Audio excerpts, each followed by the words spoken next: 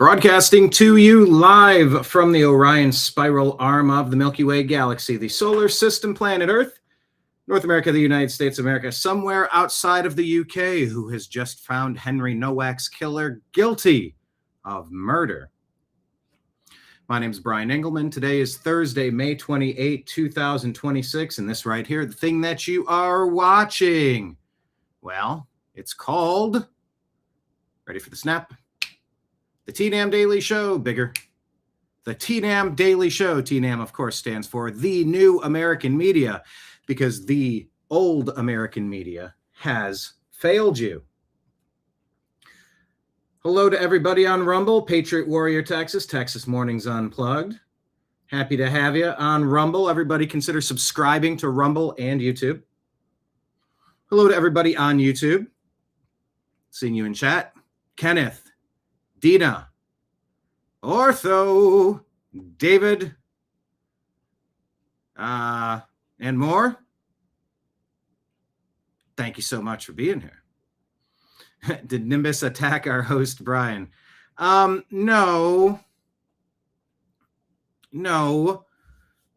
But Nimbus-related duties, such as cleaning up and feeding and medicating and then mixing the food back up again and making sure the right cat is eating the right cat's food. That took a second. And by the way, on the way into the studio, noticing that the robin has decided to build a nest on your home security system, light system. I've moved this nest 20 times. They don't seem to get the idea. I've put, what did I put up there? Tinfoil and lavender soaked napkins, paper towels to just to get them out of there, and they're back. So I got to figure out if I need to put more lavender soaked towels or try some spearmint, peppermint, or scent of cat. Maybe I should just, I could imagine a bird not wanting to get a cat. Maybe I'll just put some cat hair up there. I don't know, but I wish they'd leave me alone. So yeah, that took a second. But no, Nimbus did not kidnap me today. He did not catnap me today, but that means something different. Kidnap and catnap. Kidnip and catnip. Nope. That is interesting. Kidnap and catnap. To steal a young child or to take a little recharging sleep. Some interesting wordplay on that. Anyway, thanks for being here. We're going to give you an update on the Henry Nowak case. With over 50. Very few people were talking about it until Elon Musk started telling people what happened. It's an awful story. The people of the UK have been absolutely brutalized. There is such a weird, strong anti-white sentiment that's been going on as part of the modern Obama doctrine. You've seen this anti-white sentiment for decades, probably back, I don't know, from the 60s, growing into the 70s, 80s. The resentment was there for the Reagan types, and 90s, I don't know. I feel like most things just kind of chilled out, and things were just, you had this event and that event. And of course, it's a decade. You're going to have a bunch of things that happen, whether it's Matthew Shepard or Rodney King or I don't know. I haven't really thought this through as a concept, but 90s things were kind of all right in a lot of ways. People had their differences, and it was like, yeah, you got your differences. Don't harm me, and I won't harm you. And like, that's cool, brother. It's about ideals, it's about values. But really over the past roughly 20 years, roughly around the time Obama came onto the global scene, you started seeing planned invasions of nations all across the UK, Canada for sure, the United States. I mean, throw a dart on a map, and there was a very concerted effort to change the racial demographics, the religious demographics, the really change every nation from the inside out. Maybe the goal is to blend everybody together real quick so there are no differences. Oh no, there are going to be differences because cultures are different. Sikhs carry around knives as part of their religious garb. Traditionally, a lot of times, most of the time, all the time, I don't know, some percentage. In the UK, you're not supposed to have a knife now because the people were conquered 20, 30 years ago. 27 years ago? Can't have a firearm, you can't have a knife to defend yourself. Excuse me. Yes, we are allowed to defend ourselves. Who the hell are you to try to tell it? We're allowed to have whatever we want in America. The right to keep and bear arms shall not be infringed. No ambiguous language. Shall not. Arms being things to defend ourselves with. There are no protections for us to wantonly, randomly, haphazardly, violently kill other people. Like what happened to Henry Nowak. He was arrested as he bled out. He was accused by the Sikh who stabbed him 5 times, once in the face. Oh boy, what is it now? And part of the delay in my show today, and it's okay, I have a rough noon start time because sometimes life gets in the way. And I was trying to dig a little deeper into the details of this case, actually, while I had these other things that I had to attend to. Stabbed once in the face. Was it the throat? Twice in the legs from behind? From behind. Perhaps as he was trying to get away. 5 times. 5 times. And when the constables, when the police arrived on the scene, the Sikh who killed him cried racist. He said mean things to me. Something to that regard. Read the transcripts to be exact. And so, the white native-born UK member must be the bad guy in this scenario. Let's cuff him. His final words were, "Brother, I can't breathe." As he was bleeding out from his wounds suffered from the attack. And there was some word that they were going to be able to consider a lower charge of manslaughter, but at least my understanding of the report today is that he was convicted of murder, not manslaughter, which is like, I don't know. He was drinking a cup of coffee and a bee landed on him and he went, because he stung his hand and the coffee cup flew. And when the coffee cup flew, it went into the road and somebody on their bicycle had to steer out of the way. And when they steered out of the way, they hit a little girl and the little girl died. Oh, it's just so tragic and accidental, but he did throw the cup. I mean, here's this little manslaughter charge. Versus, I see you on an alley. I see you in an alley. 1, 2, 3, 4, 5. My understanding is he's been convicted of murder, the actual charge that he deserves. My understanding is there has been an official apology from the police for handcuffing the kid as he bled out and died, choked on his own blood. Something along those lines. I'm willing to cede. I will cede some territory on my complete understanding of the forensic reports and the details of the case. But this is based upon my rudimentary understanding of this case that I've been following for a couple of weeks. And the case just broke today. The verdict just happened today. So we're going to get into this story. We're going to listen to what some other smart people are saying about it, how they're breaking the case down. Yeah, we're going to talk about that case. We're going to talk about Talafrico. He's going to be fun to run against all year. You know, it's like all year between now and the midterm election, this campaign year, this campaign season of the midterms. They say if Trump's not on the ballot, turnout's going to be low. And, you know, the left doesn't even have a leader of their party. Obama's sure to be indicted any day now, it seems, for the grand conspiracy.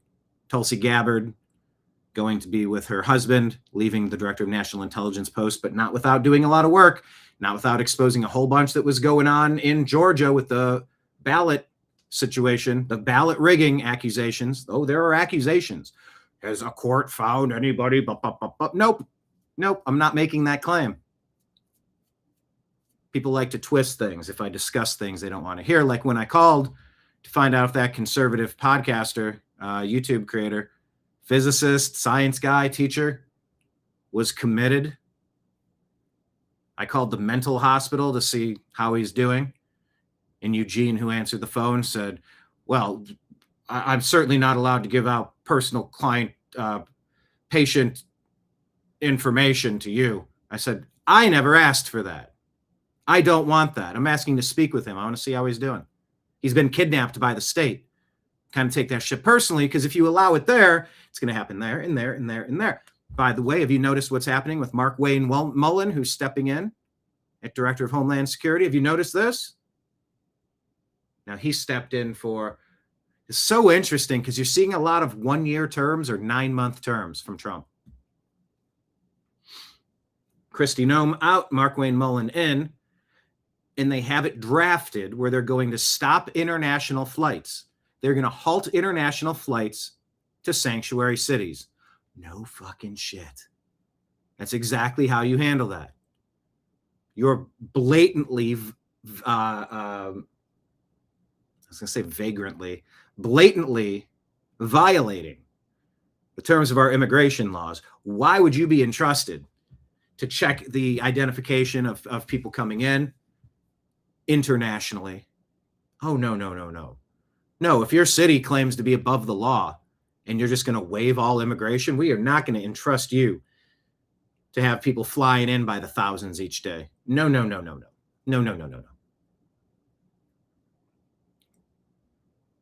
That's happening.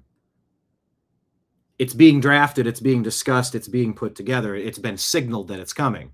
Stay tuned. To the people that say there is no difference between President Trump and Barack Hussein Obama or Joe Biden. You know, come on, man. You know the thing. Americans of European descent, they're going to be an absolute minority in a couple of years. And that's not a bad thing. And that's not a bad thing. Or Kamala Harris. You're telling me the doomers, the gloomers, the never Trumpers, I don't know what name you want to be called now, the anti-Zionists, the Candace Kelly Carlson clique. Ooh, geez, there's a lot of C's. Wow, that was weird. Candace Carlson Kelly clique.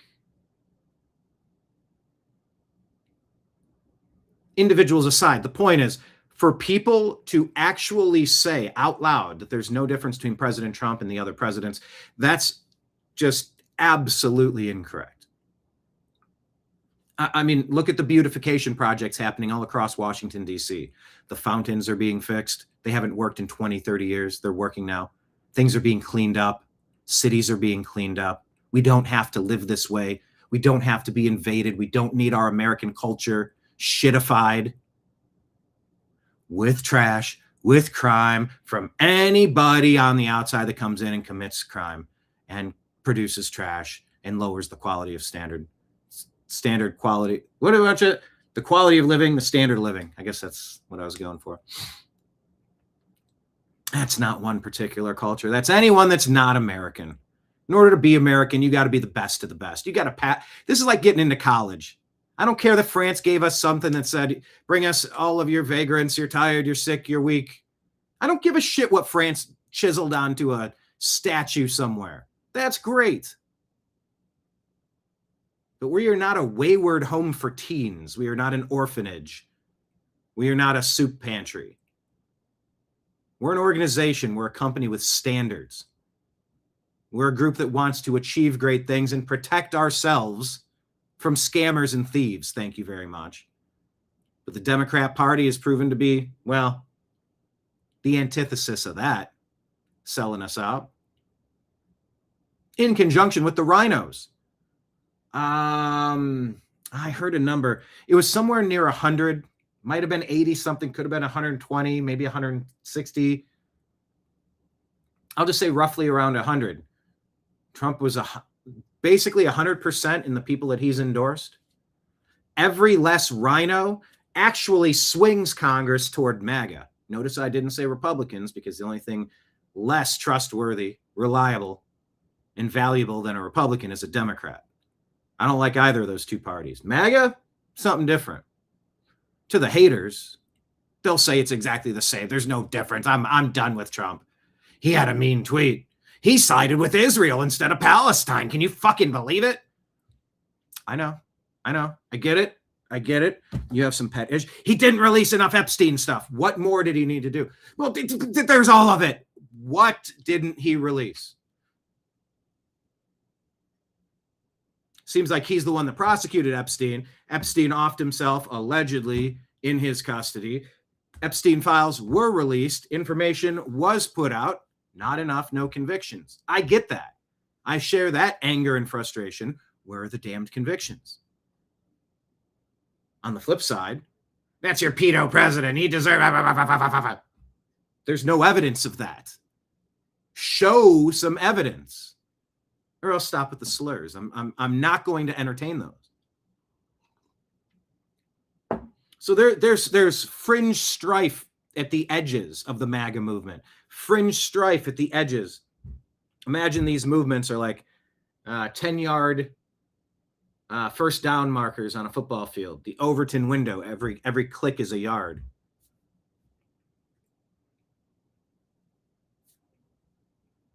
Conservatives and Republicans have fringe frustration at the edges. MAGA has fringe frustration at the edges. I don't know what in hell is going on with the Democrats, who are polling at around 17% approval, 19%, 20%. I might have seen them as high as 21%. I can't believe more than 1 in 5 people would support what they're up to. Disliked by about 79% of Americans. If they don't get to count non-American votes as votes, if they don't get free reign with wink voting machines, wink proprietary software, wink, no, we totally have this under control, do ya? So all you have to do is basically conquer 20 metropolitan areas and you get to run the nation. Yeah, I'm not okay with that, dog. That's going to be a no from me. That's going to be a no. That's going to be a no for me, dog.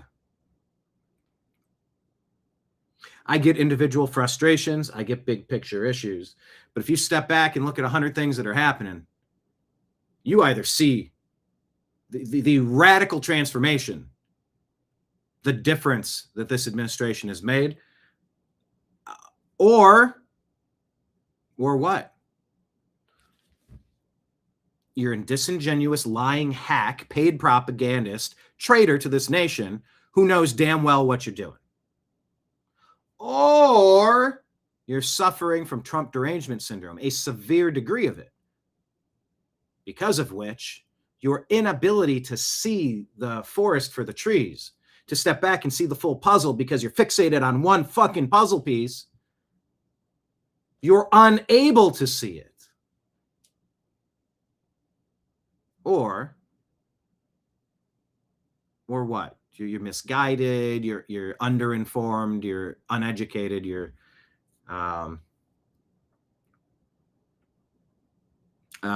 ignorant to the nuances of these stories, that so many of them are connected to other stories, and without a solid understanding of the other stories, like understanding why we need to get the nuclear dust back in Iran might be complicated if you don't understand Uranium One, if you don't understand the deals that Hillary Clinton, Barack Hussein Obama, and the Democrats made with Iran. If you don't understand the global scale that the deep state Democrat Party was working with Cuba and Venezuela and Iran, then it's hard to figure out why we did anything in Iran. Well, it's just Republican. Look how stupid gas is $5 a gallon. The stupid Republicans. I can't vote Republican. You should never vote Republican. Either you don't have the concept, you don't have the background understanding of the full scope of what's happening here, or you have Trump derangement syndrome, or you're a paid propagandist, hack, liar, traitor. Something. There's a blend. I just don't want to hear that there's no difference between the two parties, because there clearly is. I don't want to hear that there's no difference between a rhino and a MAGA. Oh, you're damn right there is. Although I am super confused why John Thune has not been removed yet. Holding up recess appointments, gaveling in just so they can say no, so President Trump can't be at full strength. Tell me why in God's green earth that makes sense. Tell me why he refuses to do a standing filibuster. Just remove the word standing. It's called a filibuster. You want to talk, you can talk all day, but when your time's up at the end of the day, your session has completed. You want to speak up a second time on the same issue? Great. Every senator has two opportunities to do that. It's a simple matter of mathematics. You want to talk the full day? All right. Well, I forget the exact number of days, 46 days, 71 days. I don't know, something. In some number of days, the filibuster has exhausted and you pass the damn Save America Act. 1 day voting. In person, paper ballots, voter ID required. Why would John Thune not do that? Unless he's playing for the other team. John Cornyn found out that POS had almost no interest in it until Ken Paxton and Donald Trump and MAGA made it crystal clear, no. We'll vote for Paxton and replace you. We're sick of you. Who else was removed? Dan Crenshaw. They call him Eye Patch McCain. Who else? Chip Roy. A whole bunch of non-MAGA voices were removed. And every day the movement gets a little bit stronger through the primaries as we try to stop the invasion of our nation and the inversion of who we protect. We protect Americans here in America. Thank you very much. And yeah, we're supposed to have high standards. It's a college admission test. What are you bringing to the table? Let's take a look at everything you have. What type of person are you? Are you going to come in and be an awesome, productive person that's going to elevate the community? Or are you going to be a blood-sucking, crime-committing piece of shit leech? By the way, that refers to everybody from every nation on earth. Don't care what flying spaghetti monster in the sky you worship. Don't care which particular country you come from. Are you an awesome person or a piece of shit? But you know what the left will do. I'm going to throw mean words at you. If you believe such a way, then you're sexist or homophobic or racist or something. You're a phobe. I'm running a college here, lady. Angry white female leftist, awful, AWFL. So many of the leaders of the deep state Democrat movement are angry white female leftists. I don't know why they've been the easiest to manipulate and brainwash and control. Is it all because of abortion? No, it's got to be deeper than that.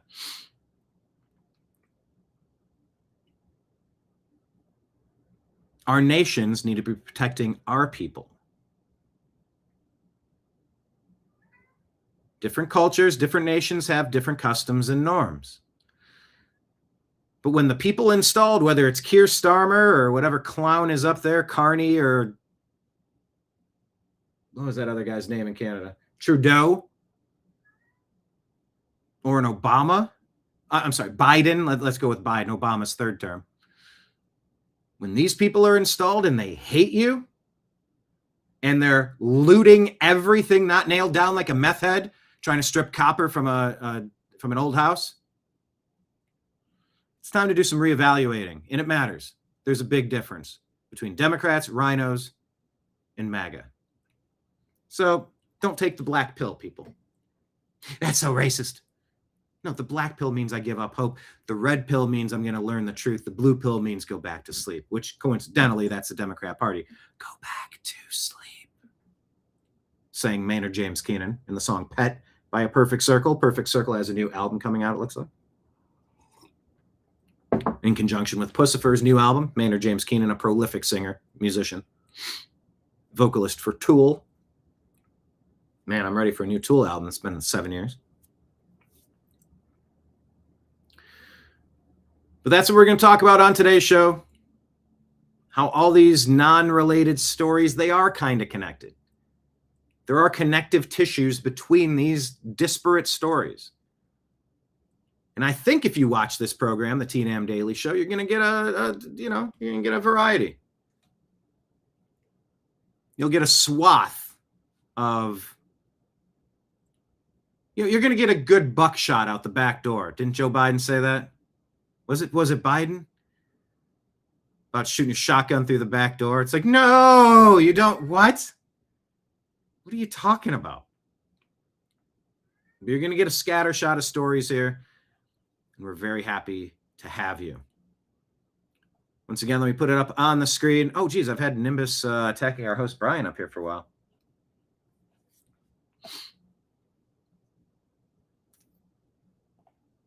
Yes, Dan Crenshaw, a rhino.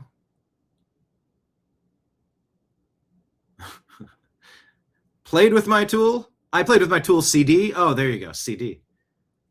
Kenneth, do you want 2 CDs? Do you want 2 CDs nuts? See, that's so childish, Kenneth. That was as childish as your tool joke. That was actually one of my brother's favorite jokes he used to tell. For a while it worked. It was just like, you want 2 CDs? Huh? Do you want 2 CDs? Do you want 2 CDs nuts? I don't even know where it came from, but it still cracks me up. So yeah, and we're also going to try to inject some sophomorish humor here as well. But if you'd like to support the New American Media, TNAM Daily Show, scrolling at the bottom of the screen, the ways to do it. I'm Brian, your bartender. If you want to toss something into my tip jar, we're going to hang out and talk about all the stories on the TVs behind me. The way to show support to your favorite bartender, well, Patreon, the New American Media. Sign up to become a monthly sponsor. We have 3 days left this month. We'd love to close this month out with some new subscribers over on Patreon. Every subscriber matters. You can also subscribe to the New American Media on Rumble and YouTube. Same deal, like $5 or $10 a month. You can get started, or more if you can. It all matters.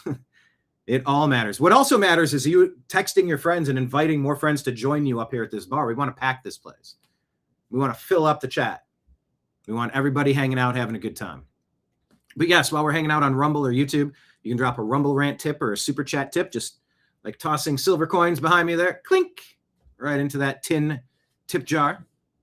And of course, we have Venmo, Cash App, that's my name, Brian Engelman, and PayPal fuzzinstallment@yahoo.com if you want to donate that way. I will get Rumble Wallet up and running soon if you want to donate crypto. I've intended to do it for a while, but I've also intended to do 30 other things. Que sera, sera. What will be, will be.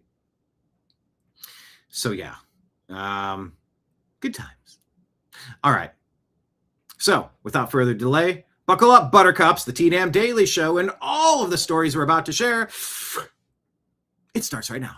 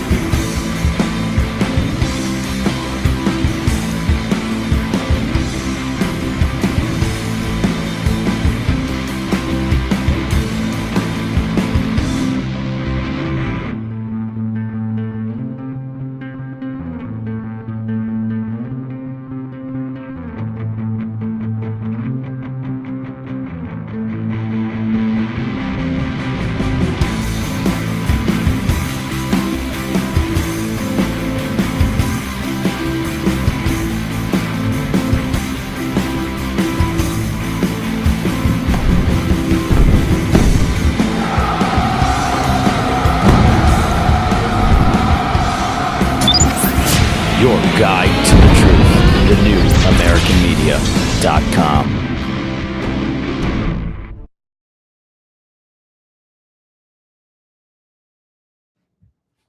Hello, everybody. Thank you so much for being here. Hit the thumbs up button, hit like, hit subscribe, share the show with your friends, would ya? Let's see, how does this work? Okay. Oh, boy. So many stories.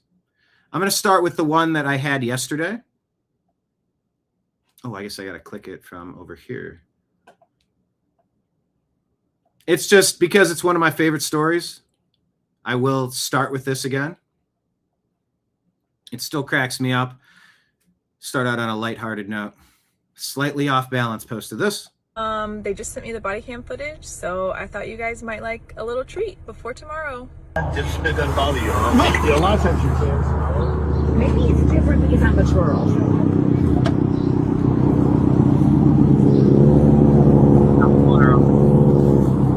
Hello, ma'am. Hey, good morning. I'm Deputy Gasala with the Palm Beach County Sheriff's Office. Recently, being pulled over in the city of Lake Worth today. We're doing an operation for distracted driver, and you drove past me holding the phone with your right hand, manipulating that phone. I mean, I saw you with the phone in your hand. Not. You didn't see me with a right hand because I don't have a right hand. It's cut off at the elbow. I guess not. Gotcha. So you want to just call this a day? Or? I don't want to call it a day. You had a hand up manipulating You just the said phone. my right hand. Well, I thought I saw you with your right hand. You so had a you hand didn't. up. The right hand. I saw you So manipulate. you didn't. With the right hand, perhaps not, right? But I saw you. You didn't see me with my right Okay, hand. so are you saying that you saw me with my right hand? I know what I just said. I know what I just said. I'm asking you now. Did you? And look what they're trying to do now, because the accusation didn't make any sense. He's fishing to try to get you to incriminate yourself. Never incriminate yourself. Never admit to anything to these people. Never, ever, ever. Or not have your phone on your hand? I did not. You did not have your phone in your hand? I did not. Hand to God, you didn't have your phone in your hand. Hand to God. Yeah. The other hand to God. He says hand to God. He's just setting her up. He's like, she goes for a third time. I don't have a right hand. You don't have your phone in your hand. Hand to God. Cool. You have your driver's license, registration, Yes, and I insurance do. with you? So we have court tomorrow for driving with a device in our right hand. She says they still have to go to court for that. Okay, hang on. They are still trying to steal money from you for something you could. C-O-U-L-D. Why can't I spell this? Could not have possibly done. This makes no sense. Can you sue them? I have so many questions about this, but it's kind of funny.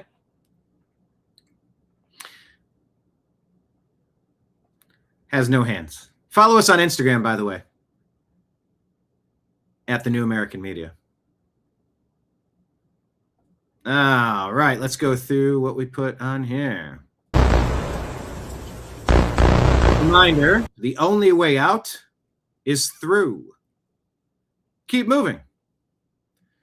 The only way out is through it. Do not stop moving. Okay. Just a good piece of information there. All right, we'll put this into our TNAM fan fiction thought experiment. You know, we don't posit, we don't put things up declaring stuff to be facts. We put things up and we talk about them together.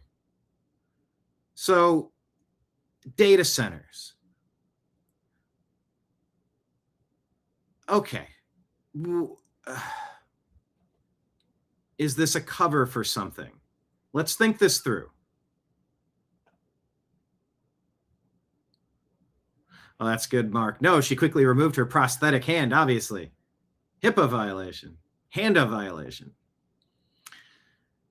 Okay, let's think about this. Data centers, is it really a cover for something else? I would say maybe it could be.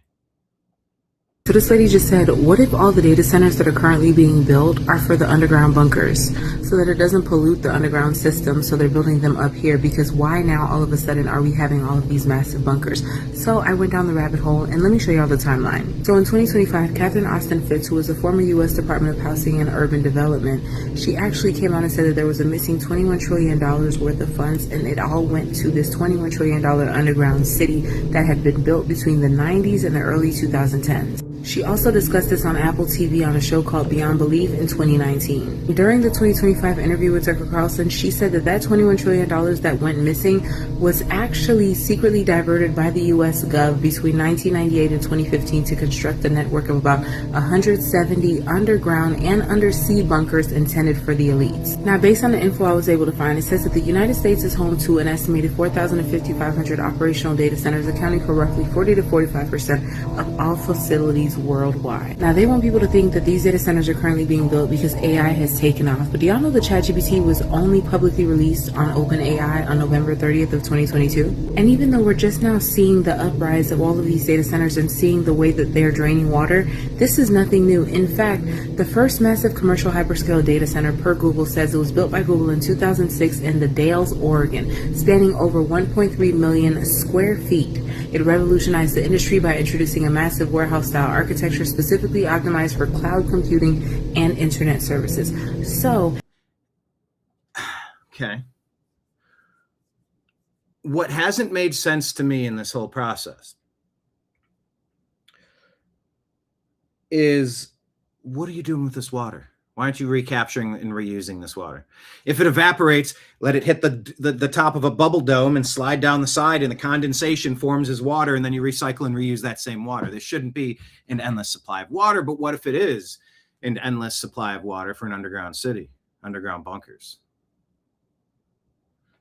Well, no wonder you're just going to be sucking it up, all the water like a straw, from municipal water treatment facilities. By the way, if there's a data center that's going to be built, you need to fix, you need to handle your own water. You need to handle your own power. You will be a net positive to your community, not a net negative. Or it's a fucking non-starter. You don't get to build. Get the hell out. This is not complicated. That opinion, chef's kiss, pristine. I beg you to tell me why we should accept anything less. I beg you to tell me why we should allow all of our energy to be drained, and then the energy that we need is more expensive now because there's a higher demand. Well, you know, that'll fix it. Supply and demand, supply side economics, right? You want a data center, produce your own power. You want a data center, capture and use your own water. Put it on the edge of a river, and you have to do water catchment across the whole facility and treat your own rainwater, everything you can imagine.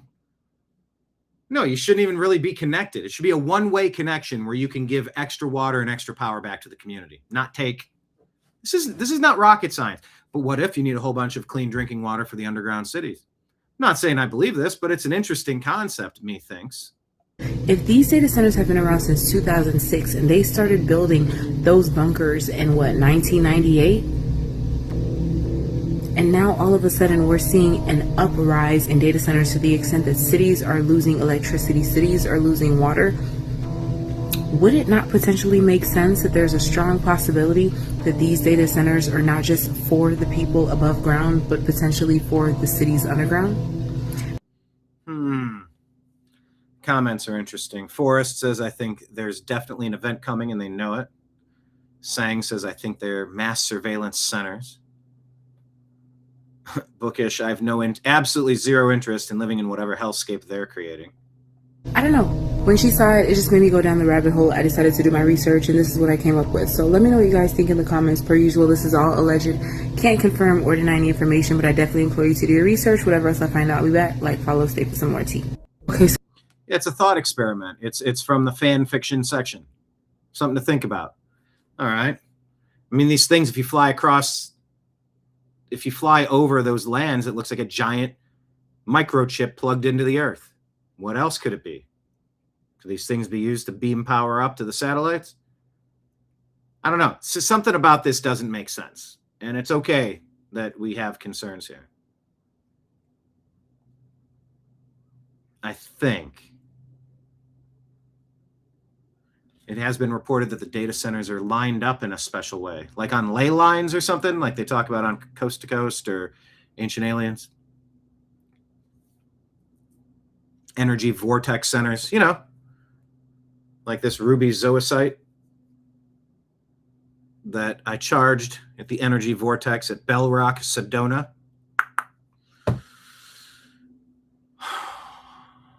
All right, well, that was interesting. Thanks for taking me down that rabbit hole. The Democrats' worst nightmare just came true. What is he talking about? Are they going to lose control of California? By the way, don't forget, California did not used to be perpetually blue. I think they may have perfected cheating systems just like they have in the other big cities. All you need is 10, 20, 30 big cities and you own the entire nation. You can overthrow the entire state if you have one big clusterfuck. One big, giant, rigged, deep state Democrat hellscape. Geez, California, you have Los Angeles and San Francisco in the bag. It's really hard because most of rural California and military California, these are very very red areas. But the blue Democrat of these big cities, I just feel like we saw James O'Keefe exposing how people are paying vagrants to sign things. Here, have a couple bucks, have a pack of cigarettes. Sign this so we can get you registered to vote. Don't worry. We're going to mail this out to you. Don't worry. We're going to collect it and return it, even though ballot harvesting is totally illegal, and we don't do that.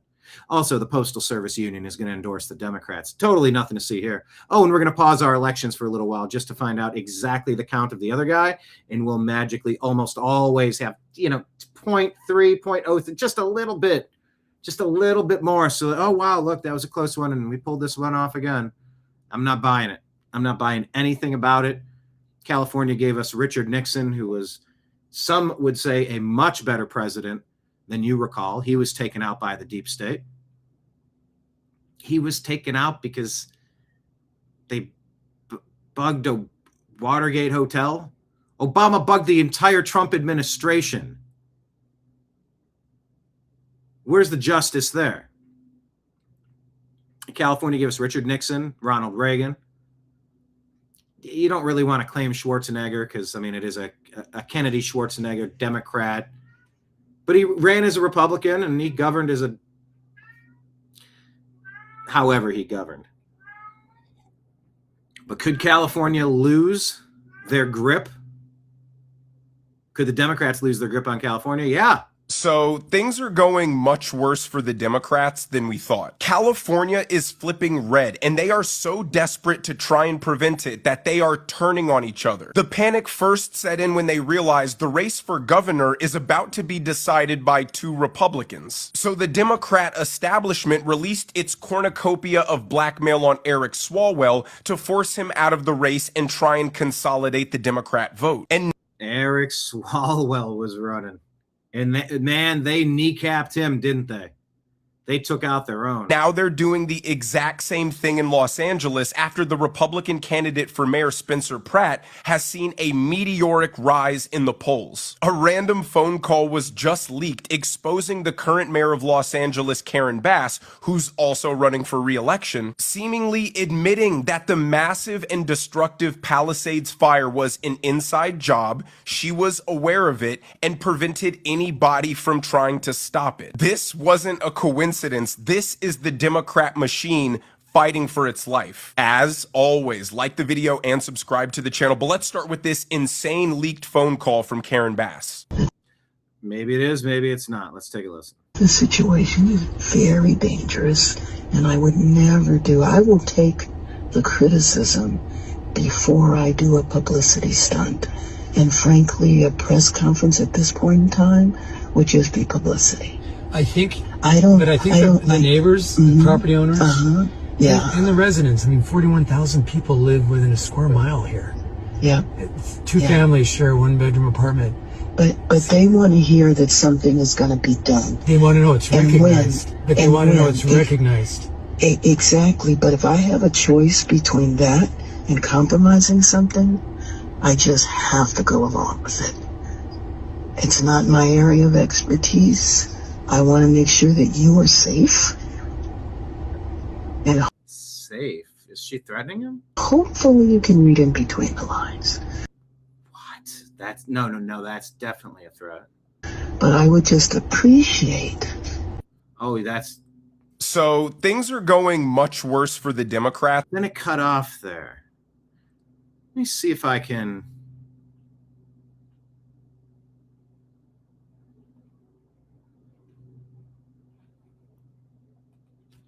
Was there a leaked Karen Bass phone call?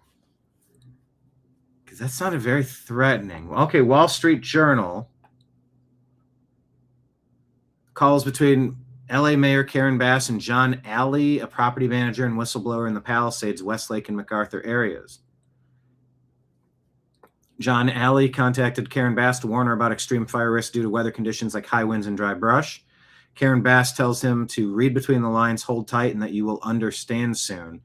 She knew something was coming, almost like a planned fire. Many believe it was a land grab. This call is interpreted as her knowing serious fire danger was imminent, but not wanting to discuss what was about to happen openly. All right, hold on. I've played this before. The situation is very dangerous, and I would never do. I will take the criticism before I do a publicity stunt. And frankly, a press conference at this point in time would just be publicity. I think the neighbors, the property owners, yeah. And the This is reported by Wall Street Journal. Was it Wall Street Apes? residents. I mean, 41,000 people live within a square mile here. Yeah. Two families share a one-bedroom apartment. But they want to hear that something is going to be done. They want to know it's recognized. But they want to know it's recognized. Exactly. But if I have a choice between that and compromising something, I just have to go along with it. It's not my area of expertise. I want to make sure that you are safe. And hopefully you can read in between the lines. But I would just appreciate. That is such a telling intent moment. And it's hard for me to tell you this, but hold tight. You will understand soon. Okay. Okay? January 4th, 2025. Leaked phone call, Mayor Bass, cryptic warnings right before LA fires is what this is purported to be. Okay. And when I am able to talk, I will be happy to go into great detail. Okay. And you've got me on the street, and you're welcome to call me at any time. I'll call you right back. No problem. And just in terms of my trip, just so you know, I'm missing 2 work days. Okay. That's it. And if President Biden extends me an invitation, I took it. All right. Well, there's some of that backstory there. Get rid of Karen Bass. Yeah, Karen Ass. Karen, she puts the ass in Bass. Spencer Pratt lovingly, hilariously calls her Karen Basura. Basura means trash. This is the guy I was trying to say the other day. I don't know if I got his name right. Andrew Yang. He was the one that was kind of first mentioning a universal basic income. And I'm like, well, that's such a goofy idea. Then you think about it a little, you're like, I can't believe I'm giving this the time of day. But as you start seeing the labor force being replaced and you start seeing, well, 60% of people are going to be, there won't be jobs, and then all these are going to be automated, and all these people, and you go, I don't know how this could work, but I can't believe I'm now listening to you without just mocking you out of the room. Anyway, Andrew Yang just left an AI conference. He's a super smart dude, but he wasn't prepared for what he saw. I just came from an AI conference out west, and holy cow, they said to me that what we're going to see in the next 6 months outstrips what we've seen in the last 10 years because the rate of change is on a hockey stick and heading up. And I got to say, I'm pretty up to date on this stuff, and it blew my mind on some of the stuff I was seeing. In terms of what? What did you see? Well, there was one company that is selling autonomous coding for enterprises to big businesses, and their revenue is up 100-fold in the last 12 months. So if that continues, it's going to eat a lot of the tech budgets from major corporates that used to go to humans. And so you're seeing the employment of recent computer science graduates fall off a cliff from a lot of programs. If you rewind, 4 years ago, what would we tell young people for a secure career, learn to code? And now the opposite of that is true. So where are you on jobs long term? Look, Dario Amodei, the CEO of Anthropic, laid it out very clearly, and he's been doing so repeatedly. He's saying we're going to automate away up to 50% of entry-level white-collar jobs in the next several years, and I believe him. The easiest people to fire are the people you haven't hired yet, which again is why you see the hiring of recent college graduates heading down, and the underemployment rate over 50%. The unemployment rate among college graduates is now the same or higher than non-college graduates for the first time in history. I just came from...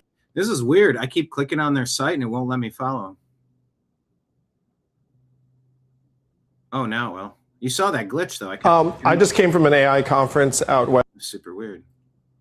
All right, so we'll see what AI does. We'll keep tabs of the data centers. How's your garden doing this year? Who's growing food? What are you experiencing? I'm having some results. Can always do more. But this guy here, KSL, this is Channel 5, NBC. Utah farmer loses 99.9% of his cherry fruit crop, or his total fruit crop. Okay, he has cherries, apples, and peach trees, normally full, but they're bare. 53 acres of orchards in Santa Quin and Genola. We're not going to pick anything. Nothing. Not a single piece of fruit will be picked. There's nothing to harvest. This tree would be covered in cherries. This is basically the remnants of what happened to 99.9% of the cherries, which is they just turn black. This should look like this in this. And by the way, I will tell you, that's what happened. I had an indestructible fig tree. And then the last season, it was either last year or the one before it, all of the fruit before they turned into figs, they turned black and just fell. They never ripened. And then the next year, the tree was dead. Are they spraying something on it that killed it? I had this happen to my fig tree. This tree should be just covered. It's the same story for apples and peaches. This would have peaches just stacked all the way down each limb. The reason? This year's extreme weather. The trees thought, hey, winter's over, let's bloom. And so we had a bloom that was 3 to 4 weeks early. Then 3 hard freezes. We lost all of our fruit. We're not the only one.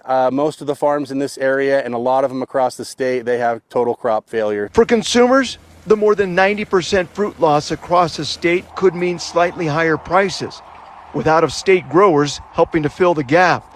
But unfortunately, you won't find Pine Farms fruit at markets this year. It's depressing, it's sad, but I know that not every year is like this. We just make the best of a bad situation. 53. Okay, so early cold, had a cold snap. David concerned about chemtrails. Yeah, I don't like chemtrails at all. Dean says, I don't think my cherry tree had any cherries. Usually it's covered in red. Really? Oh, yeah, Michigan cherries. Those are good cherries, right? How much acreage do you have? How many fruit trees do you have? I'm currently trying to clone a peach tree. One of the limbs was busted, so I busted a little bit more and wrapped it in a container of soil and saran wrapped it. Hopefully it'll grow roots and I can snip it off and replant it. Fingers crossed. My mulberries, they were okay. I was hoping to get more of a yield out of them. It wasn't all that much for as many as we have. And then it looks like they sort of stopped producing. And they're pretty invasive.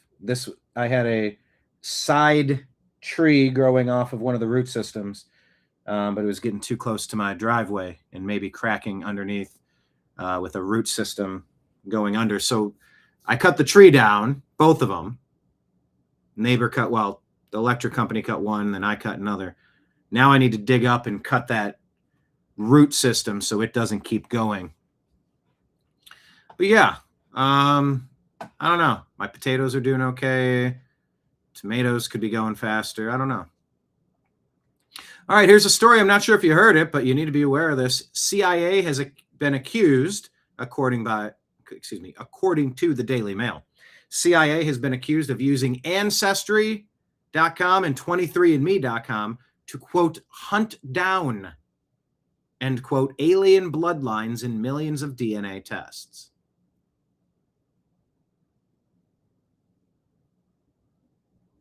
CIA hunting down alien bloodlines through 23andme and Ancestry.com. How's that make you feel?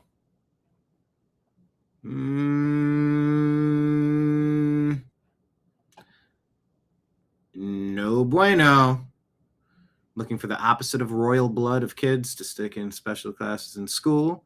There's adult intelligence agencies for classified projects like Stargazer to be handlers. Argue if you want, that's what they're doing. O negative isn't evil, not the satanic royal. It's actually the opposite, says Real Moon Henry. Okay. That's out of the Daily Mail. Unless that's a fake. But I don't think so. I've seen this reported many places. Nimbus, we let you in. I showed you the chair. You're okay to sit on?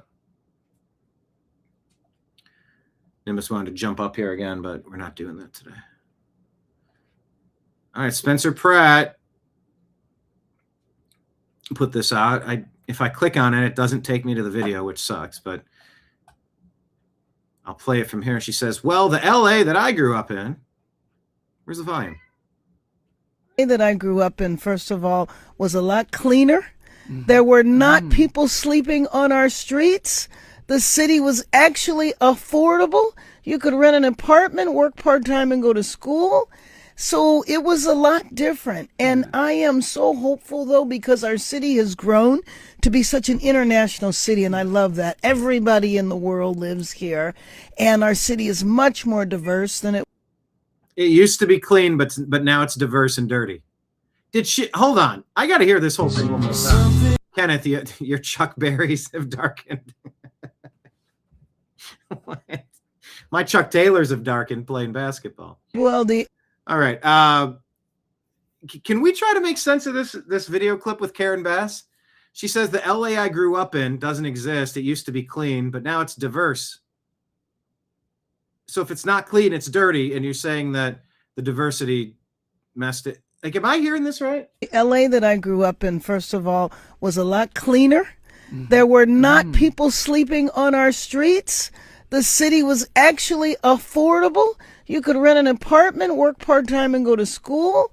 So it was a lot different. And I am so hopeful, though, because our city has grown to be such an international city, and I love that. Everybody in the world lives here, and our city is much more diverse than it was before. Many more people, but unfortunately, the city isn't affordable now, and we do have people sleeping on our streets, which is exactly why I ran for mayor, because I know how our city can be, and we're going to get there again.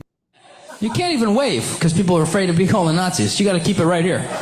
All because Elon Musk did that little, oh, scheiße, oh. Oopsie daisy, oh. Celebrities on the red carpet are stopping their co-stars. Like, you got to keep it 90. Yeah, that looks more normal. Hey, Bob, how are you? Hey, Susan, how are you? Kathy, good to see you. How are you? Happy Thanksgiving. Hey, Karen, good. You look more like a Hitler. Fucking, hello, Karen. Hi. Gotta play it safe. Hello. I knew it was over, because everybody likes to call everybody a Nazi. I watched that in slow motion. He's like, my heart goes out. I was like, no! Keeps the hands down, Elon! Keeps them down!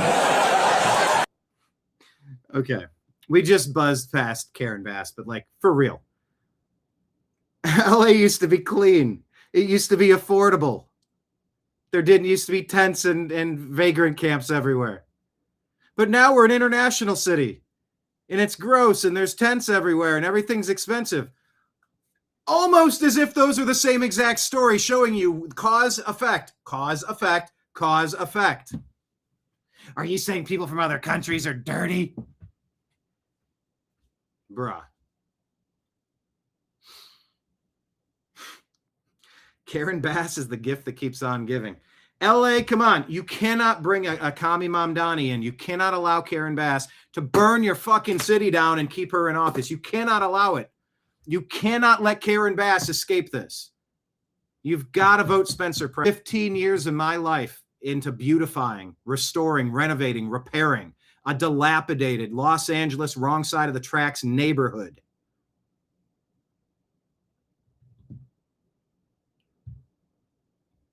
All you have to do is give a shit. All you have to do is care. And I don't see Democrats fixing anything anywhere. They let everything deteriorate to shit. All of it. The graffiti, the drugs, the violence, the vagrancy, the attacks, the assaults, the robberies. All of it. 95% of the problems are committed by 5% of the people, and they never pin them to the wall.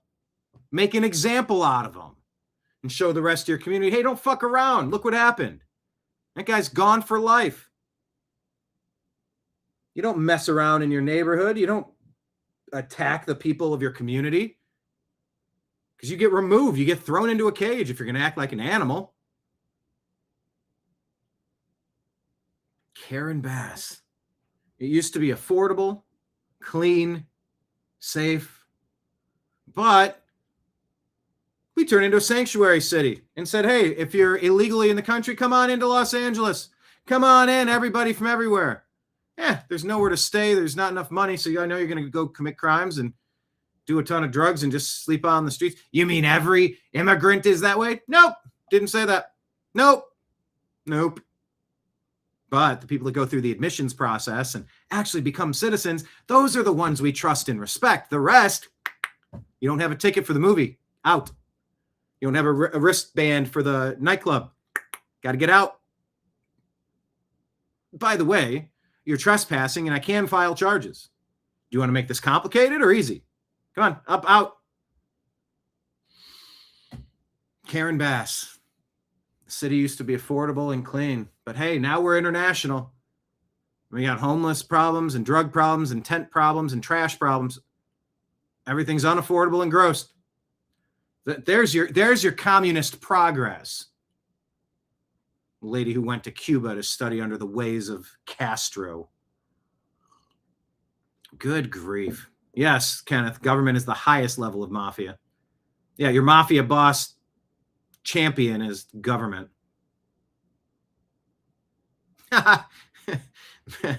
Yeah. Marion pointing out Gavin Newsom, governor of California, when he said on stage, I'm just like you people.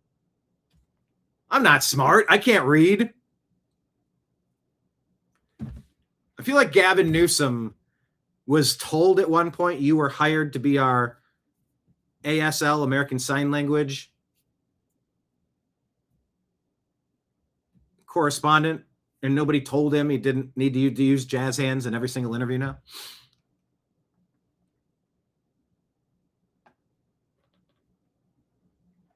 $25 years ago, your aunt sold her 3-bedroom stucco home for $1 million. Yeah. Yeah. They're not making any more land out there, that's for sure. All right, let me click on this and watch this for real, because just the concept of UFO files coming out and Elon's fascination with Mars, CIA hunting down alien bloodlines. Oh, is this not going to play? Hold on. Wait. You can't even wave. Is it not going to? Hold on. You can't even wave because people are afraid of being called Nazis. You got to keep it right here. All because Elon Musk did that little, scheiße, whoopsie daisy, Celebrities on the red carpet are stopping their co-stars. Like, you got to keep it 90. Yeah, that looks more normal. Hey, Bob, how are you? Hey, Susan, how are you? Kathy, good to see you. How are you? Happy Thanksgiving. Hey, Karen, good. You look more like a Hitler. Fucking hello, Karen. Hi. Gotta play it safe. Hello. I knew it was over. This is comedian Tyler Fisher, by the way. Go see him. He's going to Texas. Austin, September 9. Irving, September 25 and 26. Hey, he's going to be up in Lansing and Detroit, July 16, 17, and 18. That's kind of close to you, Dina, right? Go see this guy. He's good. Over, because everybody likes to call everybody a Nazi. I watched that in slow motion. He's like, my heart goes. I was like, no, man, keeps the hands down, Elon, keeps them down. We talked about this. Half the country said he was a Nazi, and half said he was autistic. That's a wild divide for a hello. Hitler or autism? Tism or nism? I'd watch that game show. You're on Tism or Nism. Show me Tism. Good answer. Das is good. Yes. I think he's probably autistic. Have you seen him dance?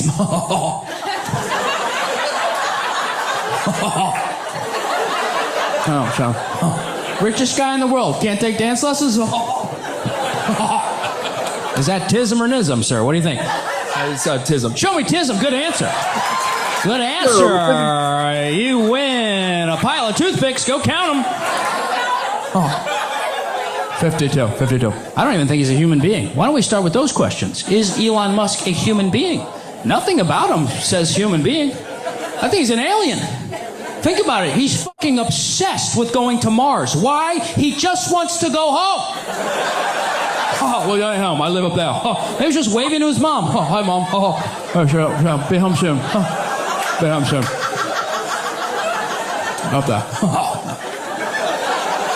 He is exactly what you would think if an alien sent an alien to Earth to pretend to be a human. Oh, I'm very normal. Oh, yeah. I enjoy all of these things. I like it all. Yeah, no. Just a normal human. No, normal human building rockets every day. The Cybertruck looks like a car that was designed on Mars. That's probably what he drove as a kid. He got his first blowjob from some alien Cyclops woman. He wants to remember the good times. I just don't feel like a man charging a car. It feels like a toy car. I feel like you're outside charging your car. Some guy's inside charging your fucking wife going, all right, we got 2 hours here.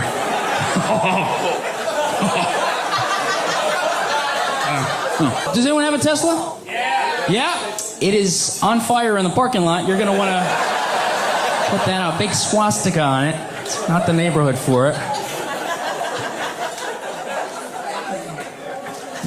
Pretty great. My God. Big fan. Go check him out, Tyler Fisher. Then we got Iran. I think Trump should do. Oh, let's do a couple more. We're headed into a weekend. It was a short week. We gotta laugh a little bit. Something different. He should just go super far left for a week. Doing a ceasefire on the bombs in Iran. We will now be bombing them with glitter only, right? Drop some pizzazz on them, right? Give them a little pizzazz.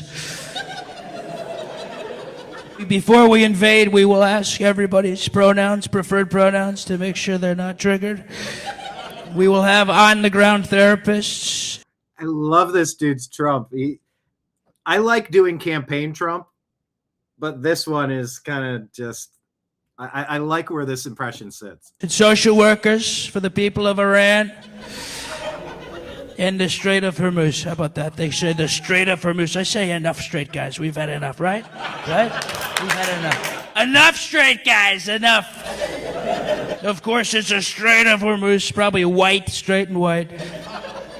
Tomorrow, we will be changing the name of the Strait of Hormuz officially to the MMI2 plus LGBTQIA 2 plus /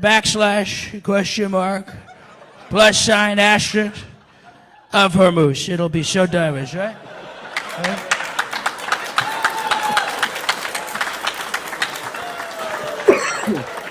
I will now do my gay YMCA dance in solidarity. Young man, there's no... He does the manliest speeches for 5 hours and then dances like the world's gayest boxer. I'm like... No one's pulled him aside. Sir, it looks a little funny. You got Elon Musk in the back. Young man. Everyone's like, Trump hates gays and mental illness. I'm like, they're doing a gay autism fucking meetup up there.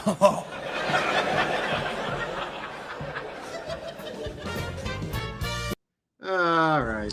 So welcome, guys. No, we're not going to just keep watching this, but he's funny. Tyler Fisher. All right, let's keep it moving. You can't even wait. Australia's off the deep end, in case you didn't know. Australia has truly fallen. Listen to this. Is a trans woman, and she may be asked whether or not she intends to have children. And if she replies, yes, I do, and then doesn't get the job because that employer doesn't want to employ women who may be of childbearing age, then she may have been subjected to unlawful discrimination on the basis of potential pregnancy. A biological male can't become pregnant. But the grounds of pregnancy includes potential pregnancy as well as pregnancy. But if they can't become pregnant, how can you then become potentially pregnant? It's about the unlawful treatment by the employer. If someone is treated unfairly on the basis of pregnancy or potential pregnancy, is this real? Then that is unlawful discrimination on the basis of pregnancy. So if a bloke came in and they said, are you going to have children? Which is the same question really. And he said, oh, yeah, maybe. Are you saying that he could also claim that ground? A man who is seeking a position, then it's not going to apply to a man. Well, but it won't apply to a man. But you just said the opposite. They're both biological men. It makes no sense. A biological man, you stated before, a biological man can't get pregnant. Am I correct? Because if I'm not, I've got to go back to school. I seriously do. Because I missed that lesson in biology. But you said a biological man can't. There's a lot of music in the background here. Don't want to get a copyright ding. Can't get pregnant. That's correct, Senator. But trans woman may be assumed to be pregnant or to be able to be pregnant. And to top it all off, from the Commission's... I mean, the mental gymnastics required to make sense of this. David said Elon 2.0 is not the same dude. You're saying there's two Elons? Does everyone think there were two Elons? I think we saw 3 or 4 Bidens. I've seen at least 2 Trumps. I don't know. I don't remember a different Barry. Satoru. What was his name? Barack Hussein.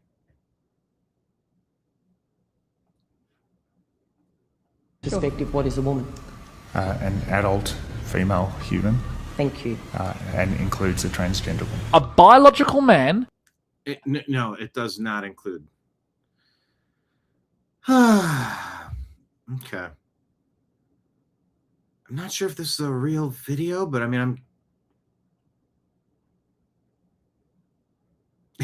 That's perfect, Sammy. I'm convinced we live in a South Park episode. Perfect. We'll leave it. Australia has... That sums it up. They will. All right, so what do you do with the homeless in Los Angeles? Spencer Pratt has a plan, and it's the opposite of what the Democrats are doing. They will work with me to give me the land I need. So you're going to move these 40,000 people somewhere, and you're going to have this facility up in, you said, how long? Here's what you got to realize. 90 days? Let me explain something. These 40,000 people, 60% of them, City Watch just announced this week, are not from Los Angeles. They're not from California. These people have been bussed in by scam rehabs, scam NGOs, scam homeless nonprofits. These people, when I unplug them and say, we're not taking our tax money anymore, they're all going to Seattle where the mayor will welcome them. These are products to a lot of people. So the people that want to keep doing drugs and live on the sidewalk, a lot of these people are going to leave. The other ones, there's a lot of criminals. There's people that are getting naked in front of kids. They're going to jail. The people that are torturing animals, they're going to jail. So not everyone goes in the same box. So we have the money, we have the resources, and we have the facilities. They will work with me to give me the land. There you go. And they're bussing in. He's claiming they're bussing in about half of the homeless from other places. Send them back to where they're from. It's like a South Park episode. California, super cool to the homeless. California, super cool to the homeless. And they ship them all in. No, Kyle. They will work with me. Can't even walk down my own street anymore in Silver Lake. Like a zombie episode. Walking there.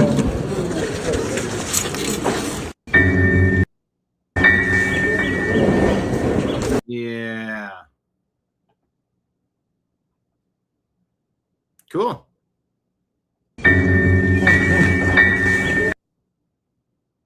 Or is this where Spencer Pratt brought people outside of Nithya Raman's home? I heard about that too. But yeah, it's like a zombie movie with all. Good evening. Good evening. All right. Well, we're going to get to Henry Nowak in a second, but here's another case. Patrick Christie's delivering a powerful message to those involved in a recent UK case where 2 boys avoided prison sentences after doing What now? Evening. We are now letting child rapists walk free from court. A judge decided that 3 boys who raped 2 girls, filmed themselves doing it and shared the footage online, should not go to prison. No, they should be executed. The judge said he wanted to, quote, avoid criminalising these children unnecessarily and support their reintegration into society. No. He cited their young age, the fact that they had ADHD and low cognitive or intellectual capacity. Look, I'm sorry, but how ridiculous is that? Having ADHD and being a bit thick isn't an excuse for raping someone and never seeing the inside of a prison cell. Laura Koonsberg interviewed one of the victims this weekend. The words hit like a rock, straight in my face. He almost made it seem as if what the boys did was not okay. But it was okay in the eyes of the law, because they were still children. And what did that mean to you? It meant that, why did I sit and put myself through the pain of going to court, going through a trial, reliving everything because of evidence and watching it all happen again? It sort of gave me a sense of, what's the point? And the victim's mother also spoke out. I just can't explain as a mother how it feels to know that the people sitting in the same courtroom as you have raped your child. I can't. Nobody else can understand that. And so what do you want to happen? This needs to be reviewed. This needs to be re-looked at. This needs to be given justice. This needs to be... You're saying Britain is finished, Keir Starmer's 2-tier system. So, yeah, my understanding it's the UK, that's BBC, GBN? Given a custodial sentence. It has to be. We need to remember this was not a couple of drunken teenagers at a party having a fumble. This was premeditated. It was thought about. It was planned. Well, Keir Starmer has said he's appalled by the sentencing. Lord Herman. Oh, this must be the one that they're doing a review on now after immense outrage. Has the option to try... Keir Starmer was installed to overthrow your country. Look, Britain, humans have a right to self-defense. You were conquered nearly 30 years ago, roughly 30 years ago. Do you have any gumption in your country to reclaim your government and to change the laws so that you can be sovereign citizens again, free to defend yourselves from invading armies, free to defend yourselves from gang rape attacks, free to defend yourselves from grooming gangs, free to defend yourselves from someone trying to stab you down an alleyway? Or are you just cattle? Are you just slaves? Do you really not have the ability to remove Keir Starmer from office politically and put in someone like a MAGA representative that's going to restore your rights to defend yourselves? Because you're getting cucked on your own land. You're getting abused on your own land.